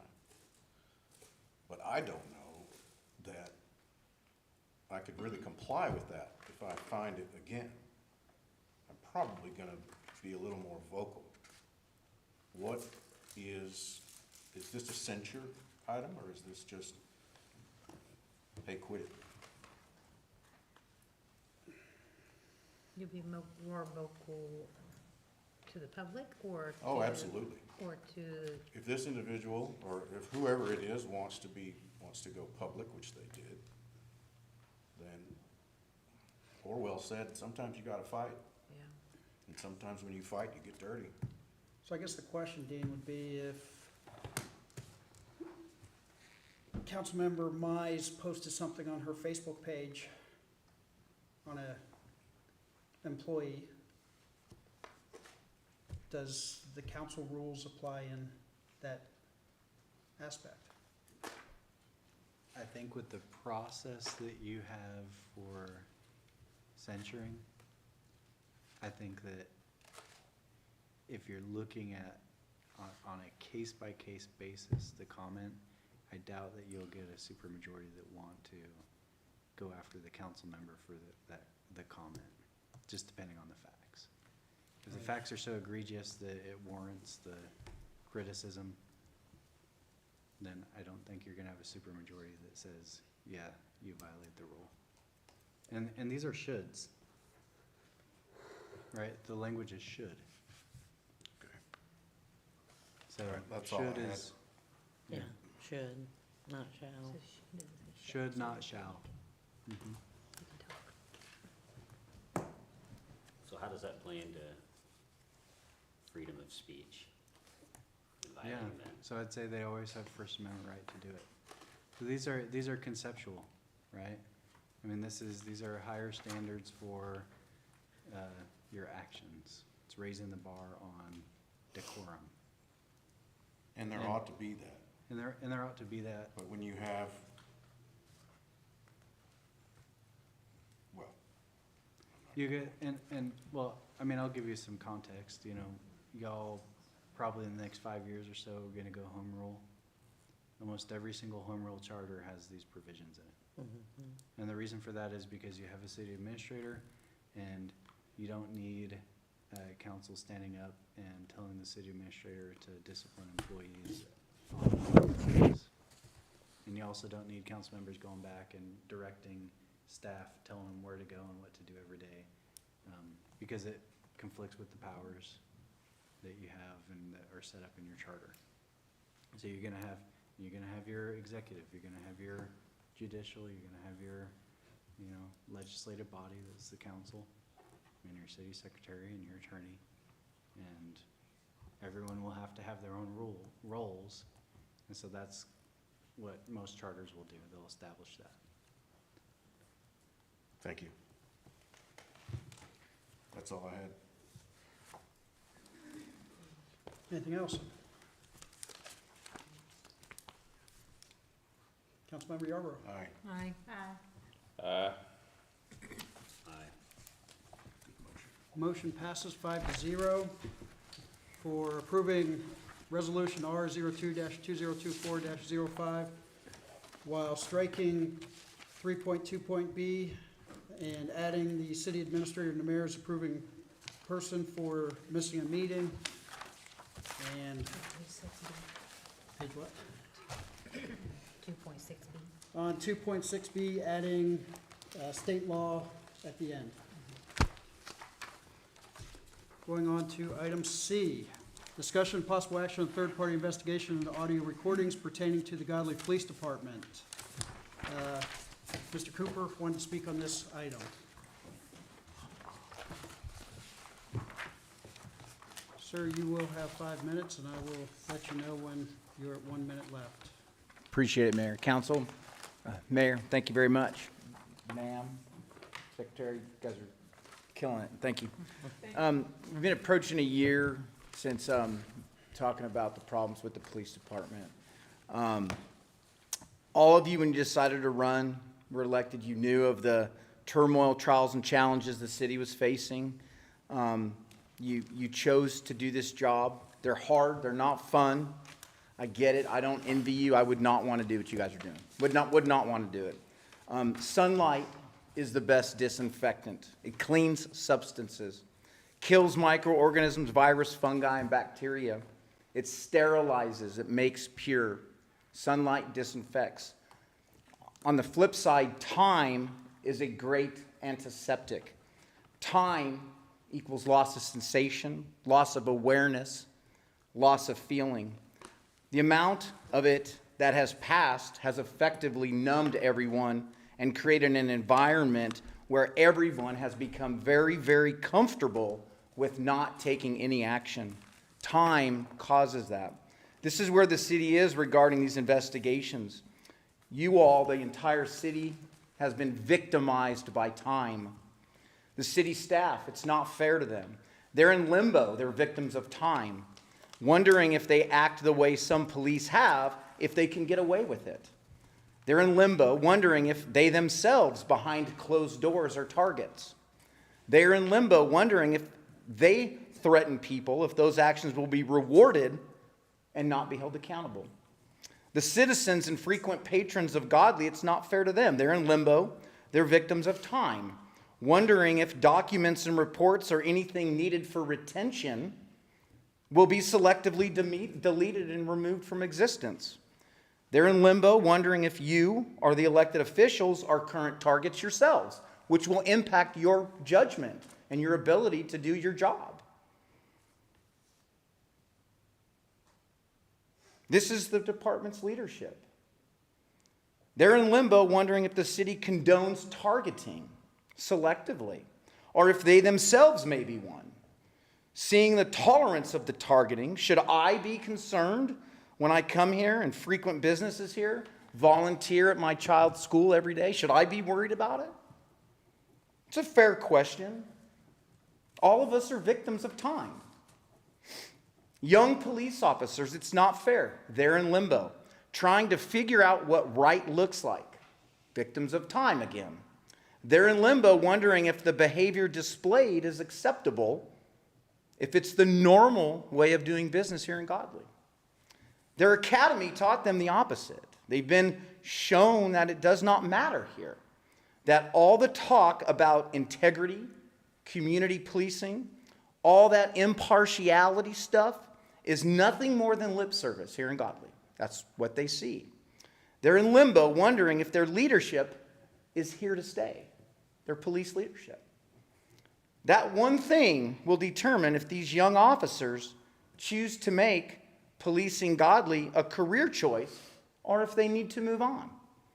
Some may like the behavior, hopefully not, that has been displayed. Some may seek a more honest, by-the-book, integrity-based, honorable department if they stay.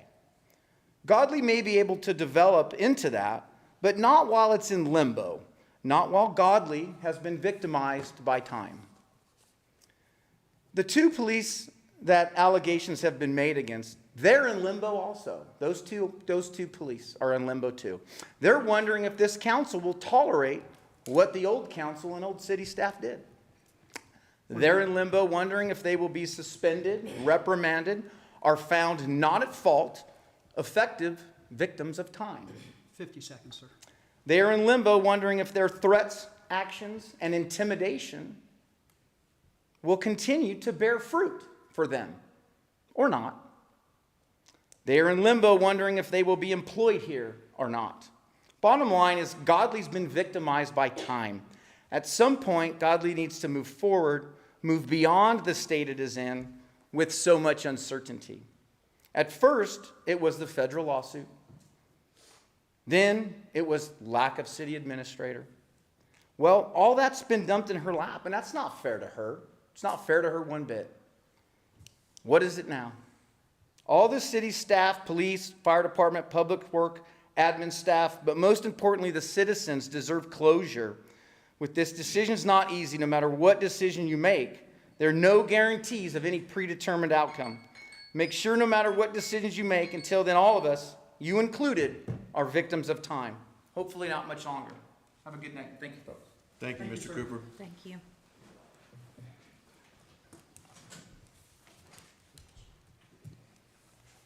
Mayor Pro Tem Tappan first. Mr. Ryder.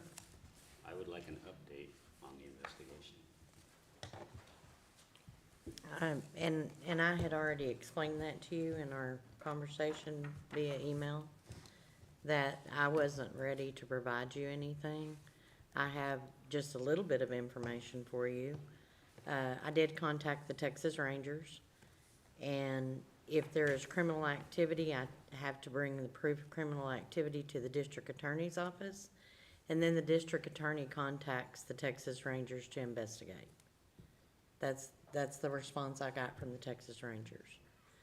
Now, if you know of some other third-party company that I don't have any experience in doing investigations on audio recordings where I've come from. So I don't know what third-party company y'all would like for me to use. I mean, I don't know where to go to next. The first thing I thought of was to the Rangers, and that's where I'm at with that right now. The Rangers want some sort of reason to verify the There has to stuff, be, right? there has to be criminal activity within those audio tapes. Criminal activity, not accusations, but criminal activity. And then from there, you take it to the district attorney's office with your complaint and your proof of the criminal activity. And then the district attorney's office contacts the Texas Rangers to investigate. That's how it was explained to me. And So that you- is the one that is with Company B that does, your political, reviews for like cities. So that's who I had to go through. And I am very sorry it's taken so long, but I contacted them. If you remember, I had COVID on the night that y'all did this. I was out of work for a whole week. I came back, that was the first thing I did, check with Dean, what I need to do, what am I supposed to do.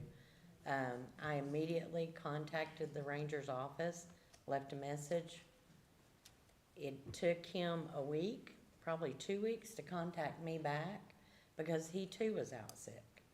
And my email request that's on the DPS website to contact Company B went to Austin. That's where all those emails go. And then from Austin, came back to Cleburne, and then it finally found its way to him. But in the meantime, I had made 2 phone calls. So with the time that you wanted this done on January the 16th till last week, when I contacted Dean, it had been almost 30 days before I even really heard anything back from the Ranger on what we do. From there, I have looked online to see if I can find anything to tell me who can look at audio tapes and authenticate them, because that's what you want to do, is authenticate it. Is that correct? Yes, The directive was. Right? yes, that's all Okay. we're looking for. is Because to I wasn't here Just when wanna y'all know did if that. they've been altered. Okay. Or if they've been deleted, snippets, tell us if that's a snippet. So of it. here's my response to that. The only way I can authenticate those tapes for you is for me to contact Officer Morgan, who made all these recordings, and we all know he did. Have him come in and have him verify that these tapes are true, correct. He needs to sign an affidavit for me. I need to know where he got the recording device. You know, something, some kind of information that authenticates that he did this. That's the only way I know to do it. And if that's what you want me to do, I'll be more than happy to do that. But going through the Texas Rangers is not gonna work unless we have absolute proof there was criminal activity, not accusations. And they made that very clear to me. So you were just saying that prior to, you're saying that he could come in and verify he made the recordings, but you just were talking about clip-its, how can he verify if he turned those in, whether they've been edited or clipped or altered in any way? Well, I mean, I Or would, pieces the of only way I can, conversation put the together. only way I can authenticate the recordings is have the person who did the recording stand in front of me, sign an affidavit and say he recorded them, and that he identified the people in the recordings. The complaints that Mr. Cooper made, and I have those.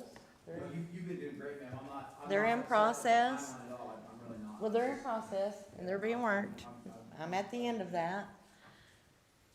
From those, I can tell you that no one has said, that's not me. They're not saying it's not them in there, in the recordings, because that was my first question when I investigated. So, yeah, I've been working on it. But to find somebody to authenticate a tape, I don't even begin to know where to look for that. I've checked with other people that I know that are in law enforcement business, same thing. Call the FBI. They have a FBI crime lab. But you gotta have something behind it in order for it to be able for them to take it and to respond to it. Well, that That's was been one my of- response. That was one of my questions. Are the Rangers or FBI willing to hear these to see if there's any criminal? They in weren't, these? he wasn't willing to. Okay.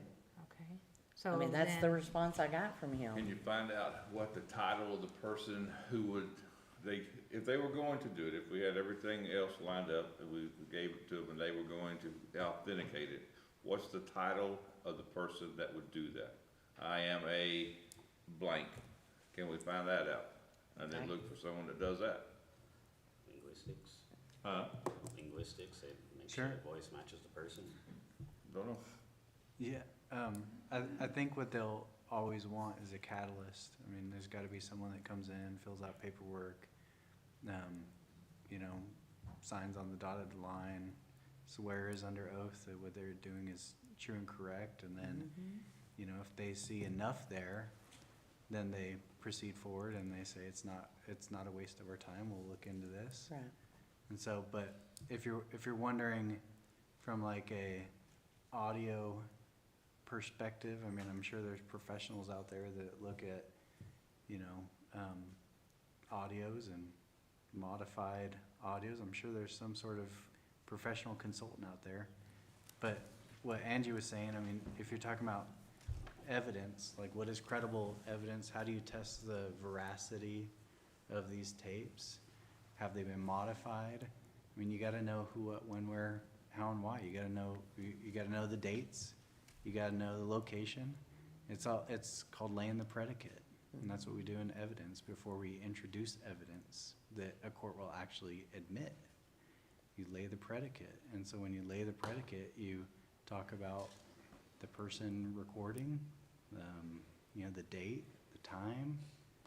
So there's a lot that goes into that. And that's what they're always looking for when you go to a law enforcement agency. They're looking for start to finish. Is this something that I'm gonna waste all my time on? Or is this something where have they crossed the threshold now that I can move forward with this case? So if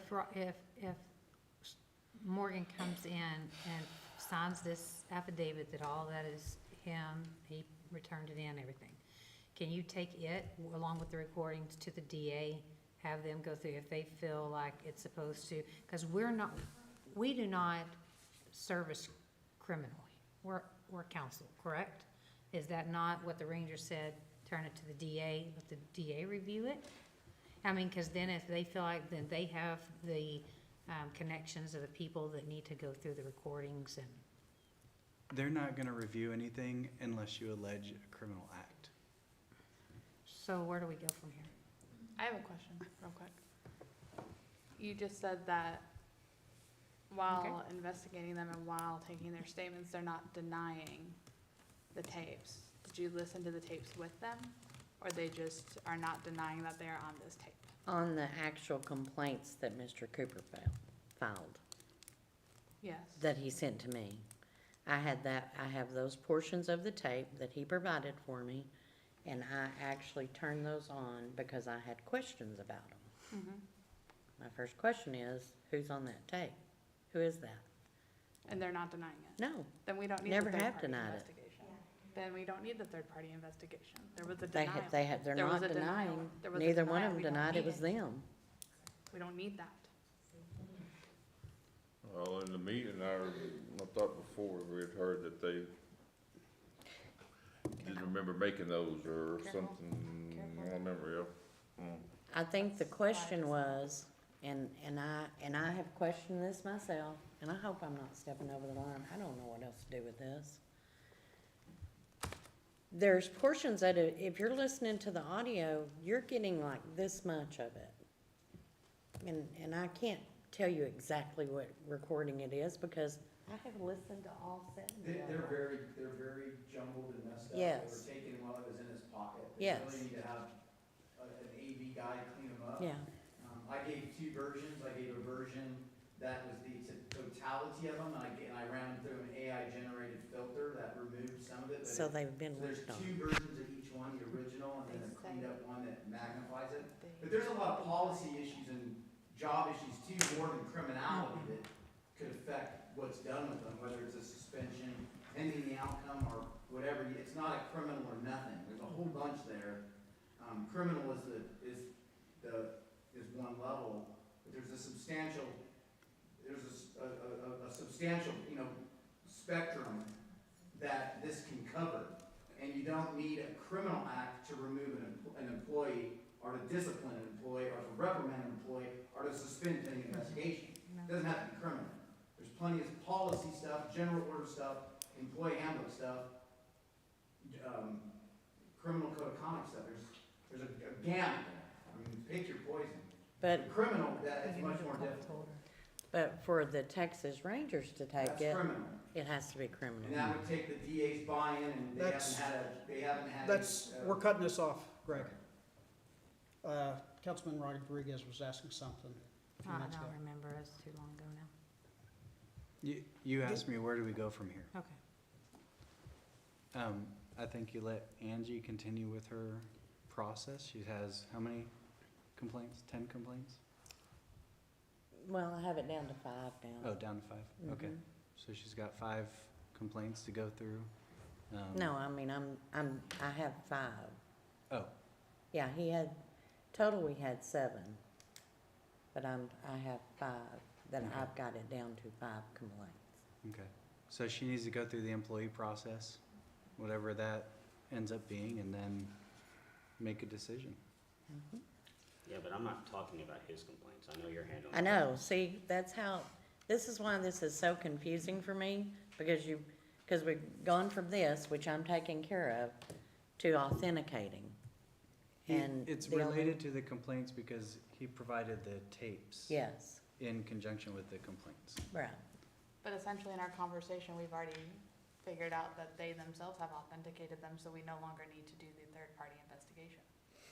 If they have not denied it and they're telling you that they are on the tapes, they have authenticated Yeah. them. Well, I Is think, I don't think they're disputing the people who are talking or who they say they are. Yeah. I think it's how much of the conversation is captured. Was it modified? Were words added? And so I think that's some of what we've Yes. heard, yeah. And I can even hear that, and I'm hard of hearing. But you can tell that it's just a portion. Maybe it's because it's writing in his jacket, maybe, I don't know, because I don't know where it is. But you can tell that you can hear things good at one time, and then you can't hear exactly so you're only picking up a portion of a conversation. And I immediately went to Dean and said, I can't make heads or tails out of some of these until we got a cleaned up copy a little bit better. Yeah. So I understand what they're saying about those snippets or clips. Because I don't feel like any one of them I listened to was a full conversation. Like, my name is Scott Morgan, it is 10:07 a.m. and I'm recording. Click, stick it in my pocket. That's what I would do if I was gonna record people. I'd put the date, time, and place where I was at if I was gonna record someone. But we don't have that, so we don't have that information. Is In there a order to denial of authenticate. content? Huh? Is there a denial of content? No, now So that's the on the. content's but authenticated there's- as well as who I am. But that's the personnel part of it, that's my personnel. That's her part. Yeah. That's my part That's of what the she needs to go personnel through. issue. She needs to go through the tapes with them and go through each aspect of that. Dean, you listened to the audio tapes, correct? Yes, And the HR lawyer listened to the audio tapes, correct? yes. Is there anything that either of you two lawyers heard that was criminal to warrant this being turned over, to make a criminal accusation to turn this over to the DA's office? No, not criminal, but that wasn't the task. The task was to present it to a third-party investigator or some other, criminal Put it- authority, so that they could determine whether or not the tapes were obtained criminally. But part of what Ms. Winkle said is the Rangers want, or the DA wants a criminal accusation that's on those tapes before they'll take it and move on.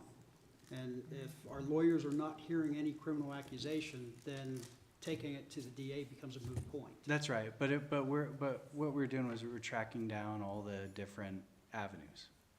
So now that we've exhausted that avenue, it's the HR avenue. Unless you want us to keep going down that path.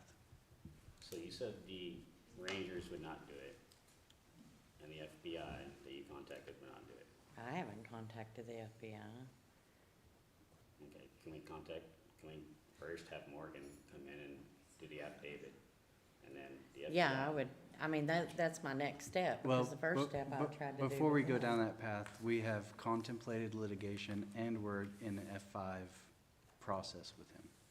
Yeah, So- Morgan's not gonna help us verify So anything. you're talking about getting attorneys together, you're talking about going through formal process. We are in discovery right now on the F5. So that's gonna be outside the scope of what we would ordinarily do in those cases. I don't know that the ALJ would look too kindly on us doing that. On doing what exactly? Having him come in and do some sworn affidavits, I think his attorney would wanna know why. But I'm not gonna recommend that we do that, not while we're in this process. I mean, why can't we tell them why? We wanna make sure that the audio tapes are true and correct, to his knowledge. That's all we're asking, we're not asking. him No, to- we're not. We're asking him to swear under oath I don't see why you wouldn't. that they're not modified, that they're, but that's what she's saying, but no, I'm not gonna recommend that. I think you're gonna open up the city to all kinds of potential claims and liability. So basically, we can't do anything with these. We've already done something. We sent them to the Rangers. But the task was to see how were they obtained? Who purchased the recording device? Who sent Morgan on the path to go and record the chief? Was there any confidential information? Where was the recording obtained? Was it obtained in the secure area in the police department? Was there discussion about criminal activity on those that would have been confidential that's now been released to the public? So I think those were the preliminary questions, and that's why we went down the path of contacting the Rangers. But that still doesn't get us to at least ask him to verify it.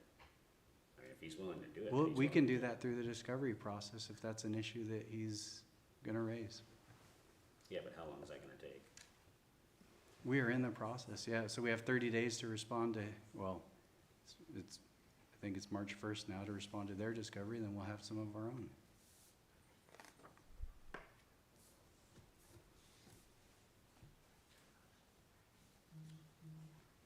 It's just me, but I still think we should ask him. I think in the end, the bottom line here is, we either do, frankly, we fire them and take the risk of it, or we don't. Well, that's, That's yeah. gonna be the I mean, bottom line. we're outside the scope, I think, of the discussion. Yeah, because he's not on the agenda. If you want to put him on, you can always do that.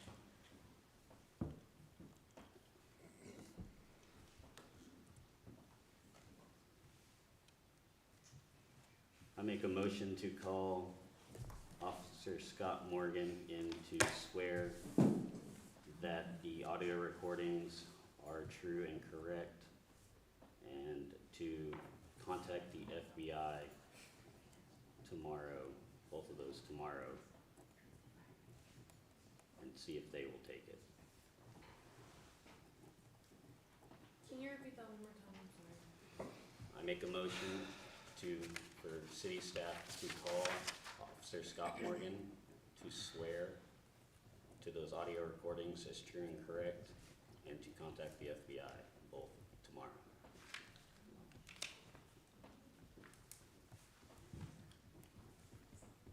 I'll second that.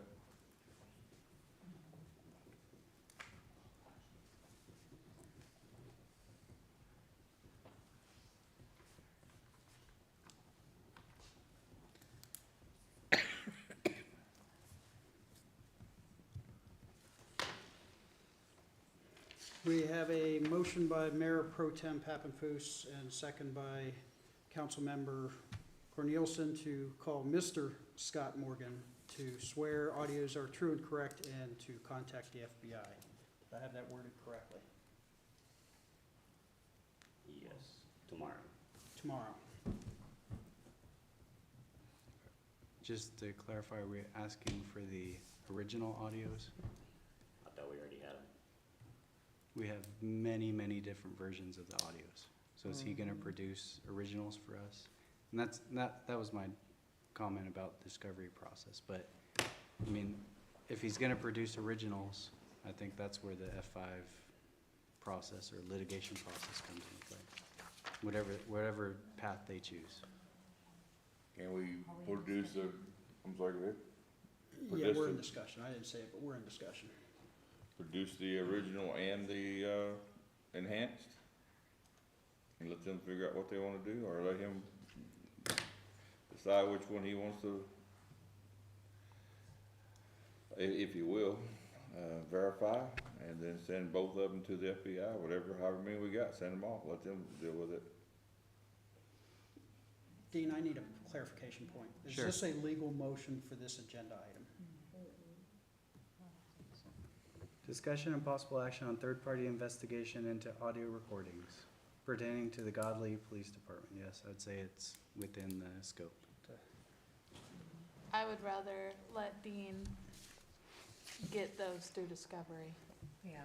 than to open ourselves up to more litigation, or it gives him a bargaining chip, in my opinion.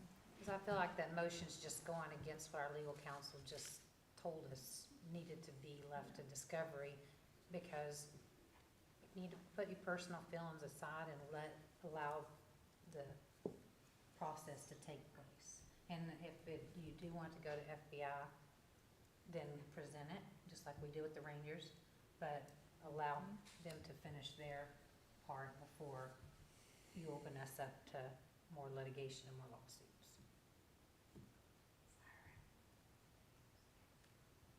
Are the results the same? Process of discovery versus this? Our and I don't have a problem making this recommendation in open session. Our recommendation is always to follow the process.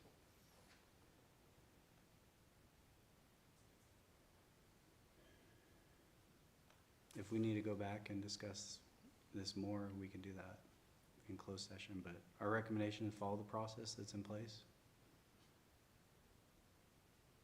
That's where you're safest.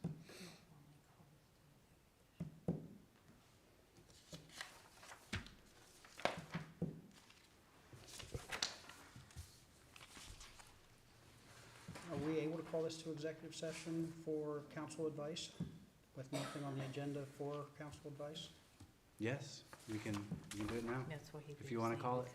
Even with the motion on the floor? Yes, We have to table the motion, or?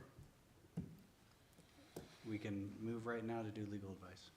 I'd like to request we go into executive session for legal counsel.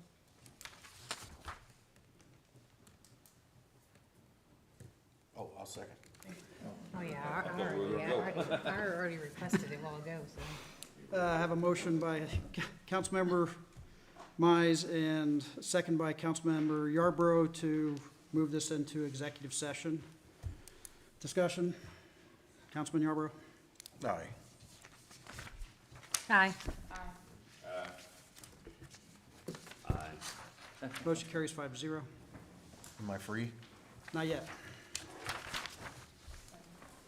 Find my lines. Pursuant to Texas Open Meetings Act, Chapter 551, Texas Government Code, Section 551.071, consultation with attorney on pending or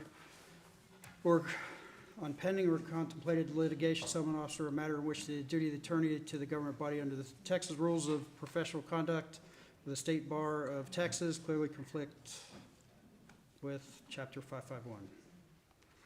Move we go to executive session at 9:53.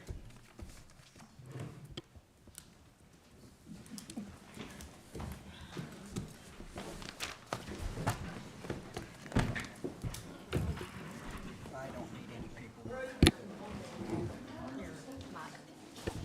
I still don't need any.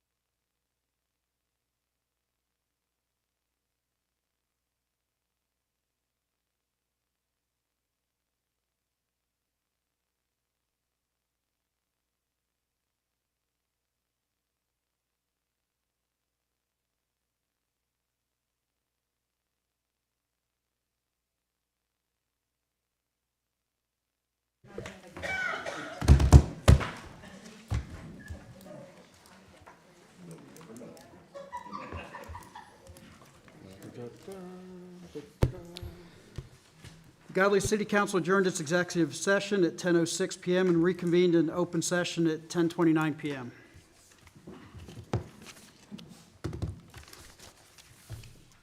We have a motion on the floor. Any more discussion? Councilman Yarborough? No. No. No. Yes. Yes.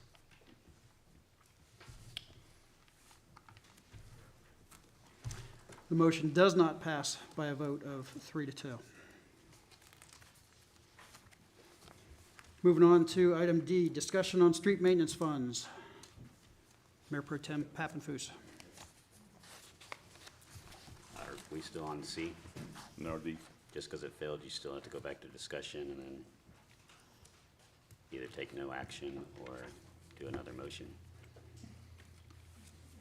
Wouldn't the motion and the failure be the action on that agenda item, sir? Yeah, I mean, So- is there, So C is dead. C is dead?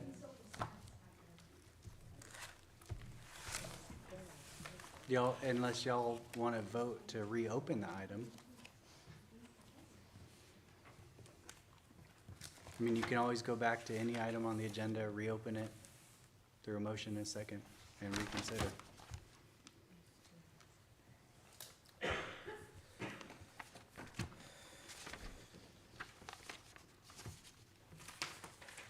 All right, then on to item D, discussion on street maintenance funds. Mayor Pro Tem Pappenfuss. Yes, I would like to just, it was a ordinance, but we changed it over to a discussion. I would like to discuss us utilizing funds from our pooled cash account and transferring it over street maintenance. Angelo said that we would talk about this more in March, but I would like to talk about it now and get what council wants to do so she knows what amount of money to look for, what we may, as a council, want to fix.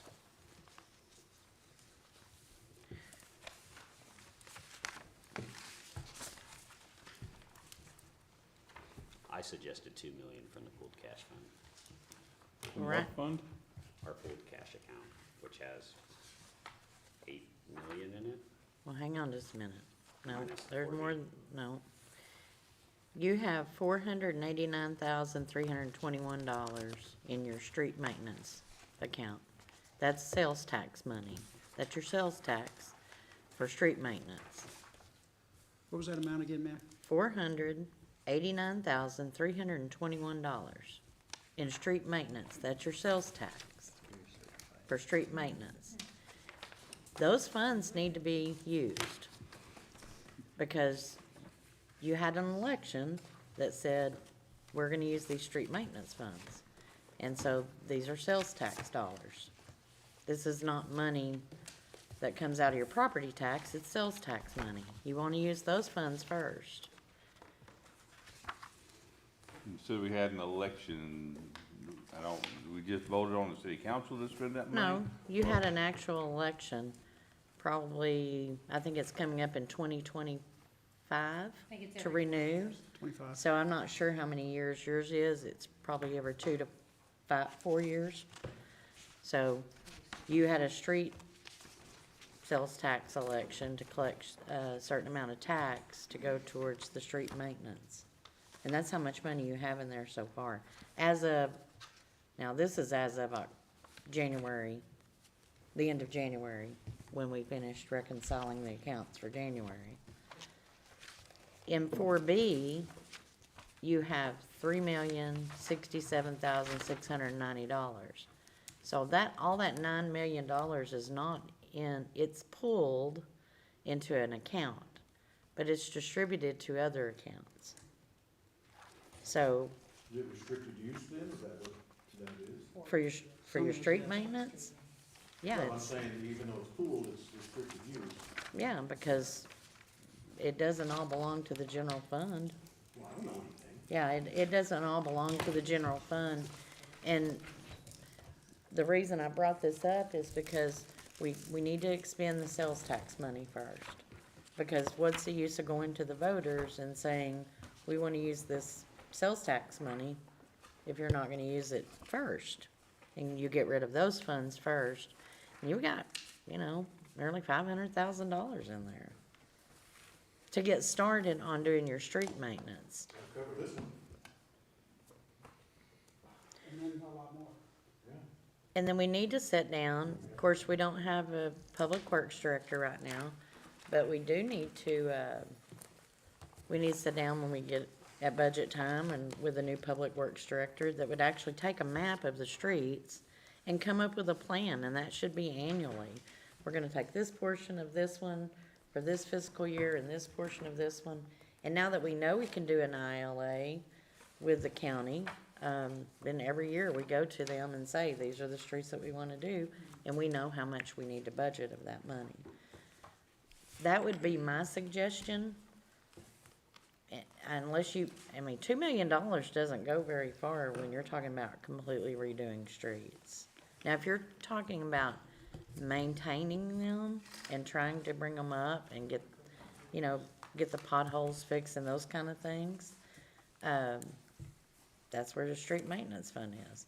But $2 million, I don't think is gonna get much done as far as all of the streets in Godley. Because you have some that are in pretty bad shape, really bad shape. The one that, is that West Railroad? That the developer, that Thomas has been working with the developer? Before we do anything with that, we need to make sure that he's going to take care of that, take care of correcting that, and that'll help with some of that funding that we need to work on that roadway. So, I just wanted, before we did an ordinance to make any kind of budget amendment, especially for $2 million, I wanted to make sure that y'all were aware that you've got quite a bit of funds just in your street maintenance alone that can be used and needs to be expended before we pull from anywhere else. So if we have $9 million minus $3 million for 4B, so that's $6 million. So we're just. Well, say we we're have sitting on $3,982,000 for the general fund. Okay, let's say we're just sitting on $4 million. Just for what? Do what now? We're sitting on $4 million in our bank account for what? Well, you've got long-term debt. We've From got the here, park, and what else? you also have, and that comes out of your 4B account though. That doesn't come out of the general fund. You actually have long-term debt that looks like, is it for this building? I'm guessing, for this particular building. I'm looking at pulled cash reports that we pulled today. But you have long-term debt that I see on here, and then the water and the sewer fund, which is not in with that, but all of that is all together in one account. We have like 11 different accounts. You do have different accounts. But you only have accounts for court technology, court security. Police department has not a crime fund, but a seizure fund type account. 4B is not separate from your pulled cash.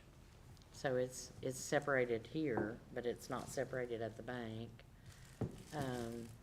So I mean, yeah, you've got accounts, but these are not separated. And when you look at the checking account and you know you've got $8 million, well, $3,982,000 belongs to the general fund, and $3,067,000 belongs to 4B. And then you've got, and I'm not sure, this just says street.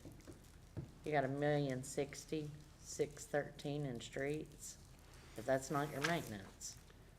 I don't know if there was any kind of other funding that was for streets that I'm not aware of.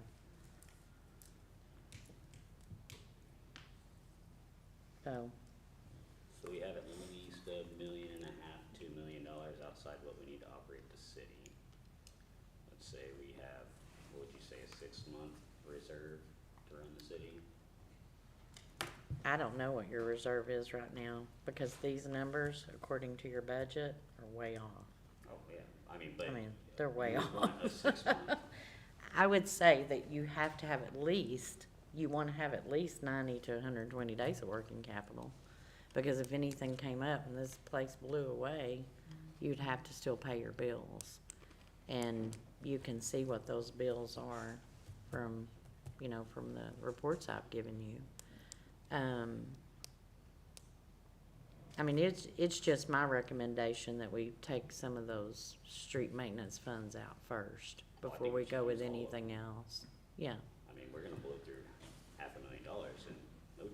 yeah. But I would start off with that before we move any other funds over. Plus, if you move it over there, what is our plan?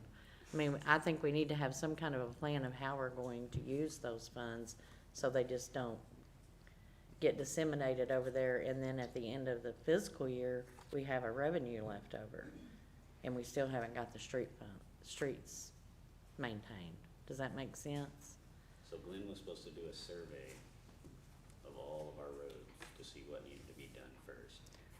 Well, if I had to guess, that probably was not done. Because there's information that we can't get from him just so we can finish plats. We have no information from Glenn. Hopefully, he'll bring information to us tomorrow. I can't guarantee it, but I'm just saying, we can't find anything like that. Therefore, that's why we've gone to Bureau and asked them to help us with mapping, just so we can do zoning stuff. We have not settled our final bill with Glenn yet, have we? The check has been. It's sitting here waiting. Well, we'll keep it waiting. I'll hand it to him when he comes and brings our stuff. I would say wait till, when he brings our stuff, Yeah. we'll give him the check, not Yeah. prior to it. No, Is I there have, anything no. legally we can do to obtain all of our records from him? If he's not willing, if something happens, he's not willing to give it over?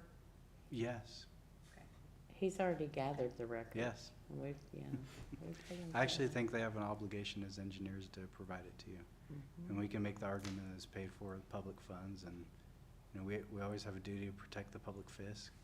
And so you'll notice whenever I do engineering contracts, engineers will usually push back and say they want to have ownership of the records, but they give a license to the city. And so we always say, no, absolutely not. They're paid for with public funds, they belong to the city. Mhm. So that would be the argument we'd make.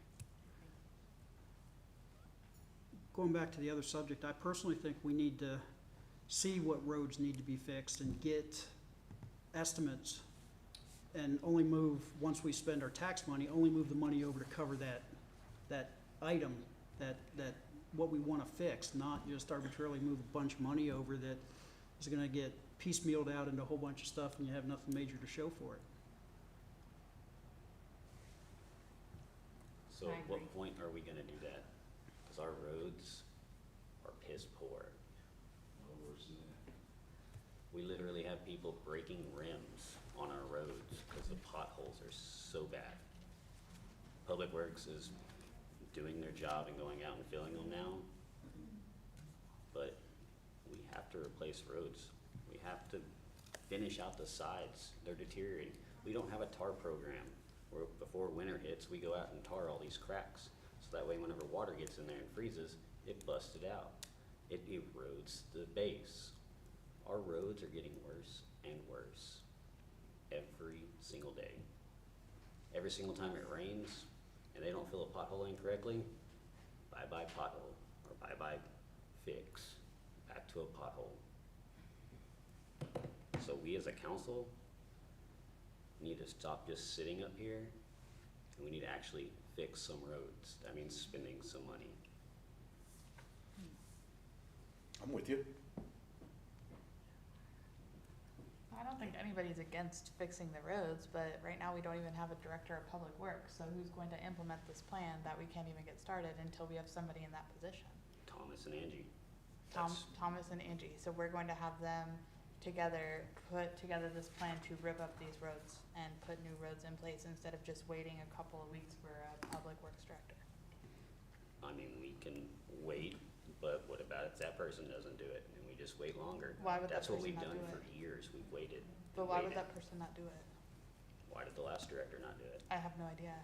Wasn't here for that. Why did the director, actually 2 or 3 directors before that? Still wasn't here for that, so no clue. But I highly doubt that anybody we put in place going forward is not going to do the things that we tell them to do.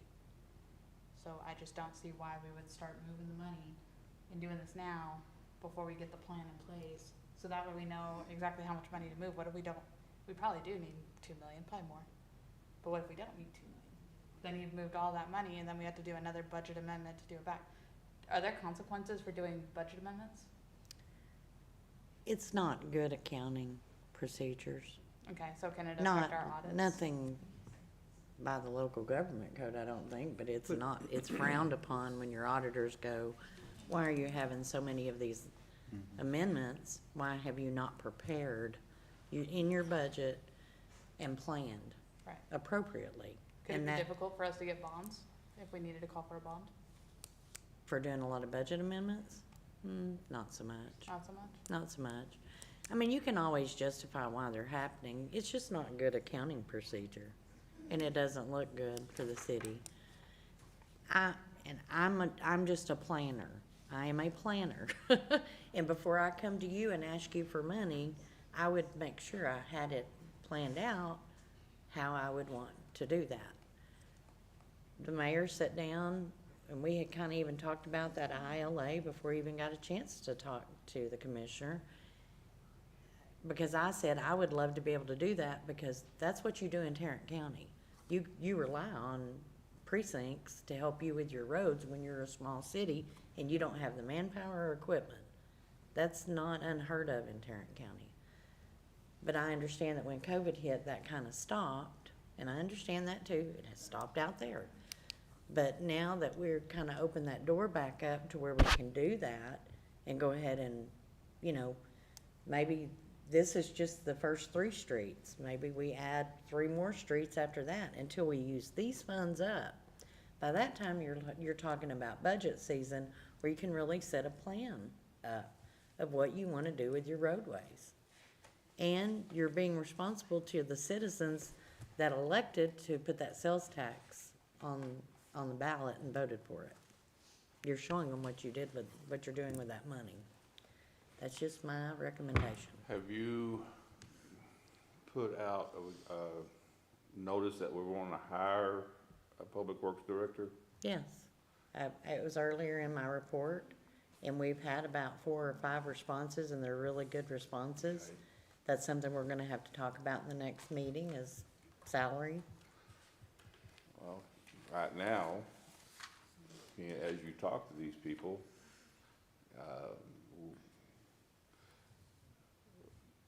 have a plan or, instead of him coming in and say, oh, by the way, we want you to do this, now that you're talking to him, one of your first responsibilities is going to be upgrade our streets. What is your plan for that? I mean, we want this done we want a preliminary plan within 30 days of you being hired. We want a plan of action within 60 days of you being hired.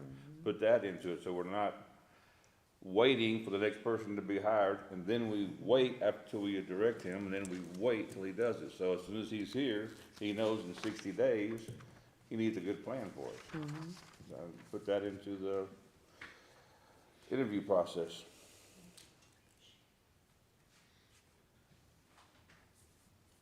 So correct me if I'm wrong, on the road sales tax, we can only use that on roads that existed whenever the tax passed. Not that I'm aware of. Is that true? I don't think that's correct. Hopefully the Did I roads in stump 2 you? years haven't got. You're right, I was just thinking that, oh, God. It's sales tax, your citizens, some of them are paying for it, but mostly people who come through your town are paying for it. But I don't think it's just for your roads that were existence when they were elected. What is the question, Michael? Mayor Pro Tem? Whenever you passed the road tax 3 years ago, we can only use that tax for the roads that existed at that time, no new roads, correct? There's a specific road tax that y'all passed? Yes. What? It's a Sales tax.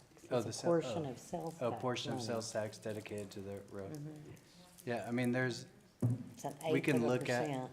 okay, yeah, I mean, we can look at the legal parameters. Sometimes when you do adopt taxes like that, there are limitations on how you can spend it. Is that what you're asking? Yes. What the limitations are? Yeah, I'm not familiar with your tax. I've or never what it's- heard of that. Do you have it? I have never heard of that before. Okay. But that doesn't mean that it's not correct. So if that's the case, let's say that it's. We'd have to correct. look at what the ballot said. What year was it? Do Actually. you know? When it was adopted, originally Should adopted? it, oh, originally? Mhm. Ooh, that I don't know. Because that will tell me everything I need to know. Okay. We just have to look at the ballot, what the ballot language Yeah, said. that's what I'm saying, yeah. I don't remember it. Sometimes the ballot language is so broad that you can use it for basically anything you want to in the world, and That's that's why you usually. would never set those perimeters on Yeah, yourself that's on the usually sales what tax. bond council will do is they'll widen it out, so those funds aren't stuck with just one particular task. Because that would be a waste of money if you couldn't use it on new roadways or roads that are coming in, especially here.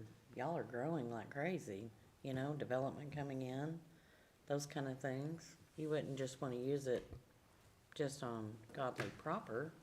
You'd want to use it for expansion. So I don't know why you would even put anything like that in ballot language. Well, with the, go ahead. I was just gonna say, if we're looking to do something now, and that's good with me, let's do this one. Yeah. I would agree with 2 out of 3, with one of them being West Railroad. That's the one that the contract. East. Well, it says east, but it's really west. Oh, It was mistyped on there. That the contractor with the sewer and stuff, we don't do anything with that road till we know if they're coming back and gonna actually put money into it. okay. And let's not fix their mistake. But definitely, I'd agree with getting Thomas to iron down from this point to this point, get something a little more specific in writing from A to B on that to start. Maybe do 1128. Thing is horrible for a lot of citizens coming out of there in the mornings, going to work, taking their kids to school or whatever. Maybe just going to work, but If we do this, use this money for repairs, when do we get to a point that we actually get real streets with curbs, like for a city? Because with us growing like we are, we're gonna eventually have to do that. So do we use that money now to fix the potholes that we have, or do we just start with the program and say, okay, now pick the worst streets and now we completely redo them? I And know- is that something we can pay for out of our funds? Is it something we need to look at a street bond? I mean, what are, long-term, because we can keep dumping the citizens' money into stuff that we're gonna, 3 or 4 years, we're gonna have to keep patching, or when do we get to a point to say, it's time to start doing one street at a time, concrete curb, like do it the right way? And you can do that through long-term debt. I mean, and we'd get our engineers involved Yeah. to find out, you know, costs for streets, brand-new streets, moving your infrastructure in, replacing your infrastructure, because I'm sure everything underneath the street is old and needs to be replaced. And while you've got the street tore up, why would you not fix your infrastructure? Have Instead of they- going back and tearing it up. Have the engineers ranked your streets on good, bad, Didn't you say, need repair? Mike, that they were working on that Glenn was supposed to have something like that? He was, supposedly, he went and droned every single street and was supposed to have a report for us. So maybe it'll Okay. be Well, in some of the hopefully we'll have it. information he provides to us. If it does, we're one step ahead. And then that's something we can share with TNP for them to put into their system that they're building for the city as well. And that's part of your capital improvement program that you can put together and prioritize streets.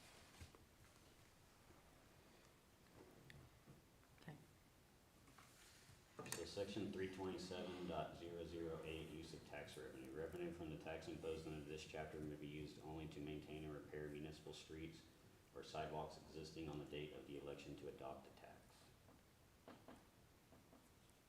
Is that the actual tax that was? That's the municipal sales and use tax for street maintenance. Okay, is that the one that the city has? Yes. I mean, have we confirmed, is that on the bond? Or do we have that in the? It's a street, like very specific street tax. That's what it's allocated for. Don't fix Okay. any streets in the new don't fix any streets in the new subdivisions, and everything else is gonna be older.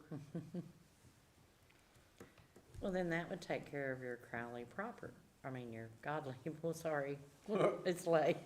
Godley proper area, that would take care of that, and that's where your worst streets are, right?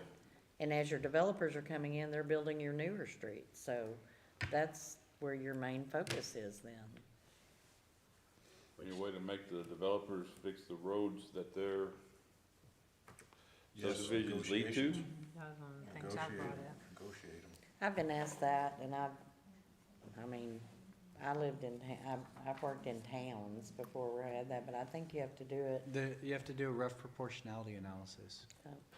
And so what the ask has to be roughly proportional to the, project, basically. So typically, like in a subdivision, whatever public infrastructure they're gonna build in the subdivision, like streets, this discussion of streets, that would be roughly proportional to the work that they're doing, right? But if you're gonna ask them to do outside work, like leading into the subdivision, then you're getting further and further out in the analysis. And this isn't just Texas law, it's US Supreme Court law. Well, it doesn't quite seem right. I mean, you have a county road that's used to, school buses twice a day and 12 Yeah. cars, and now all of a sudden you got 300 cars up and down that Yeah. road and 5 school buses.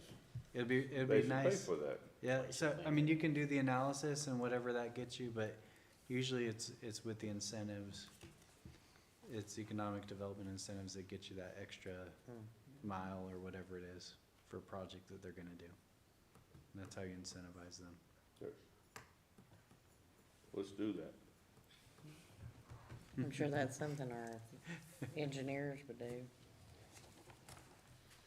I'm gonna make a motion to postpone item D until This is not a action item, this is just a discussion item. Oh, just discussion? Oh, okay. Don't be so. That's right. No, we're just here to I've only discuss been here for roads. 5 hours. I know. I would direct Thomas to start moving forward on those other 2 roads, getting hard point Yeah, why not? I mean, we've got the hard point estimate data, right here. but get start, stop points and exactly what the work entails, since it just mentions roads and tonnage. Let's move on it and move on. All right, Yeah? have Thomas work on it. Huh? I'm sorry? Have Thomas Yes. verify with Commissioner Yeah. Bailey, start, stop. I had already point made list. notes on that, so we could get that narrowed down by the commissioner. Item E, discuss and take possible action adopting resolution number R02-2024-06, authorizing the city secretary to execute a joint election agreement with Godley Independent School District. Make a motion to approve item E. I'll second it.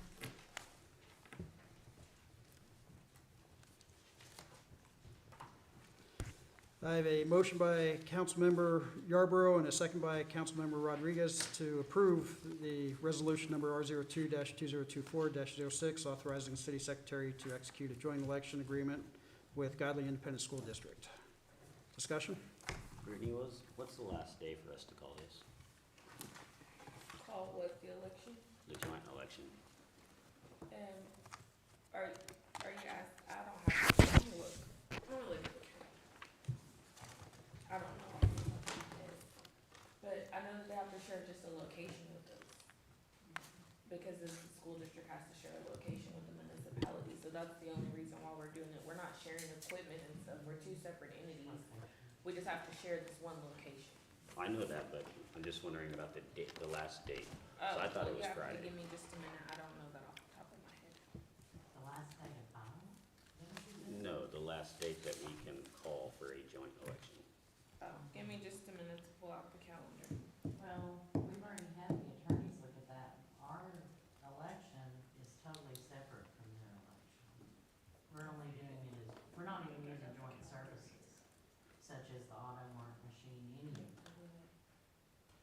We're only using joint locations. Like whenever I ask the elections office to come and ask her this afternoon, so. Yeah, because I know you called me that night, remember?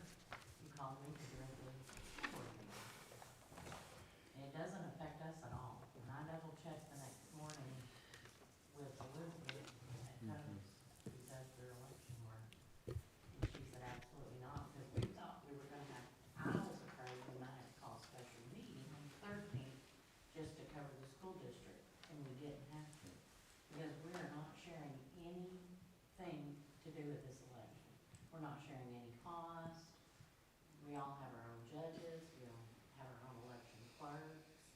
So like, where the school district will have to pay for early voting clerks, you don't have to pay for them, because you've got us. We're already being paid, so you don't have to pay us extra. The only thing you'll pay for is an election judge. So none of our stuff is even intermingled at all. Normally, if you do that, it's normally handled by the county, and then the county can take all of the ballots, the clerks, the judges, all the equipment, and split it between all the entities. That's a joint election. But this one doesn't affect us at all. We're just sharing a location with them for more convenience. And they don't have a place, I guess, that was possible for them to have it at as well, so. So is our, I can't find my joint election agreement. I have it from the school right here. Well, I mean, for like ours, does it state that they'll have it? Oh, I think,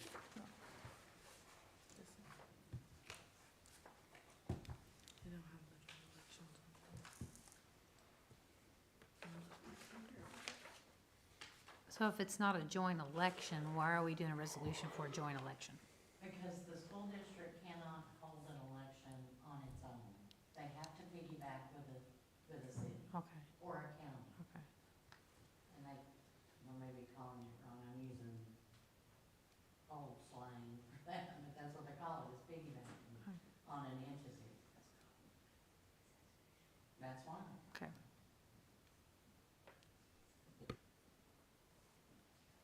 But we're not using any equipment, we're not sharing anything. We have our own.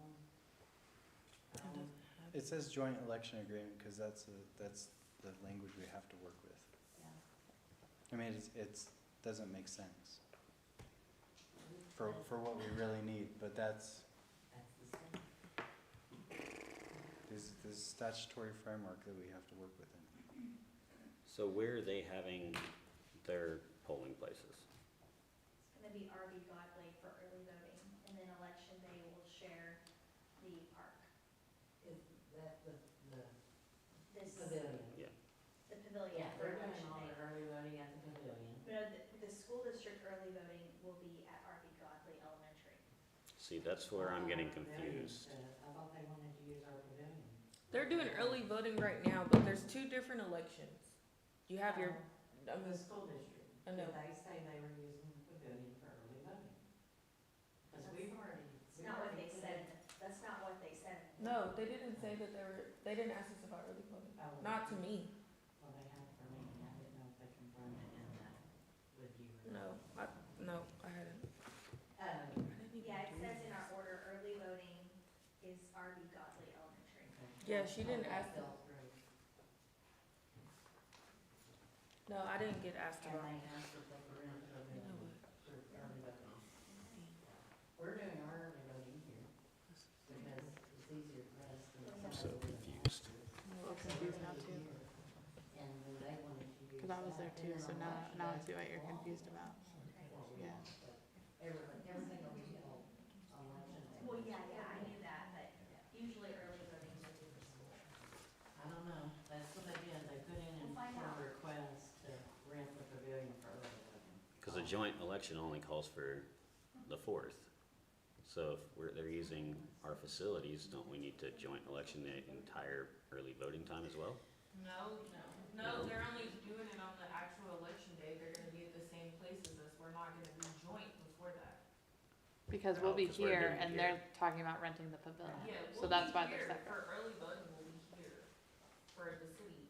But theirs is separate. They only ask us for election day. The joint election agreement is just for May 4th election. Yeah, it's not for anything before that. And they just have to have that. I mean, it's required of them. I mean, if you. I'm good. I mean, I don't know what else to say. Yeah, it's just because we're in it. Any further discussion? Sir. Aye. Hi. Aye. Aye.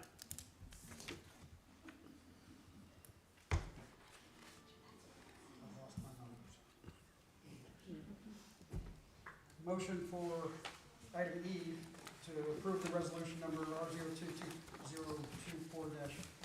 authorizing the city secretary to execute a joint election agreement with Godley Independent School District, passes 5-0.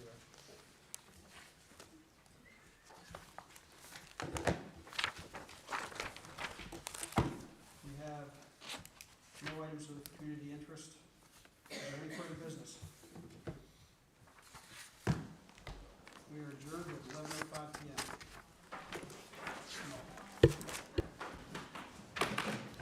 That was a long one. It wasn't even that many items. It's true. Was this an original? I don't have a copy. Is that an original? No, it might have been. I don't have a copy of that.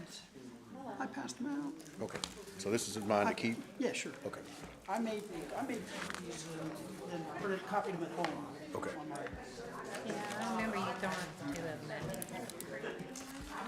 It's in here somewhere. Yeah, I remember, yeah.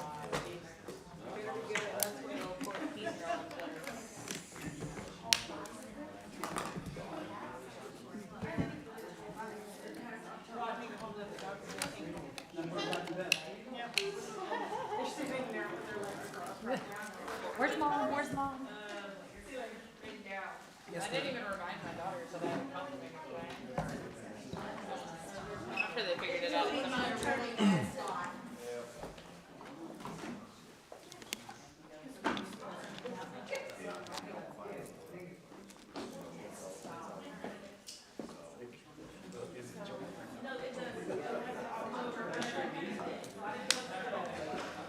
But I've gone 45 hours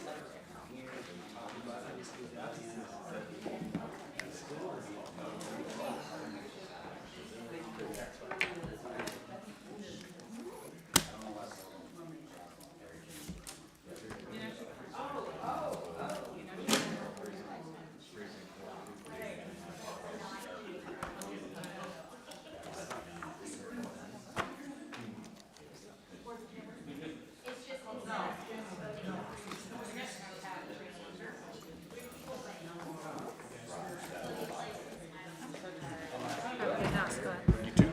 Thanks for the candies.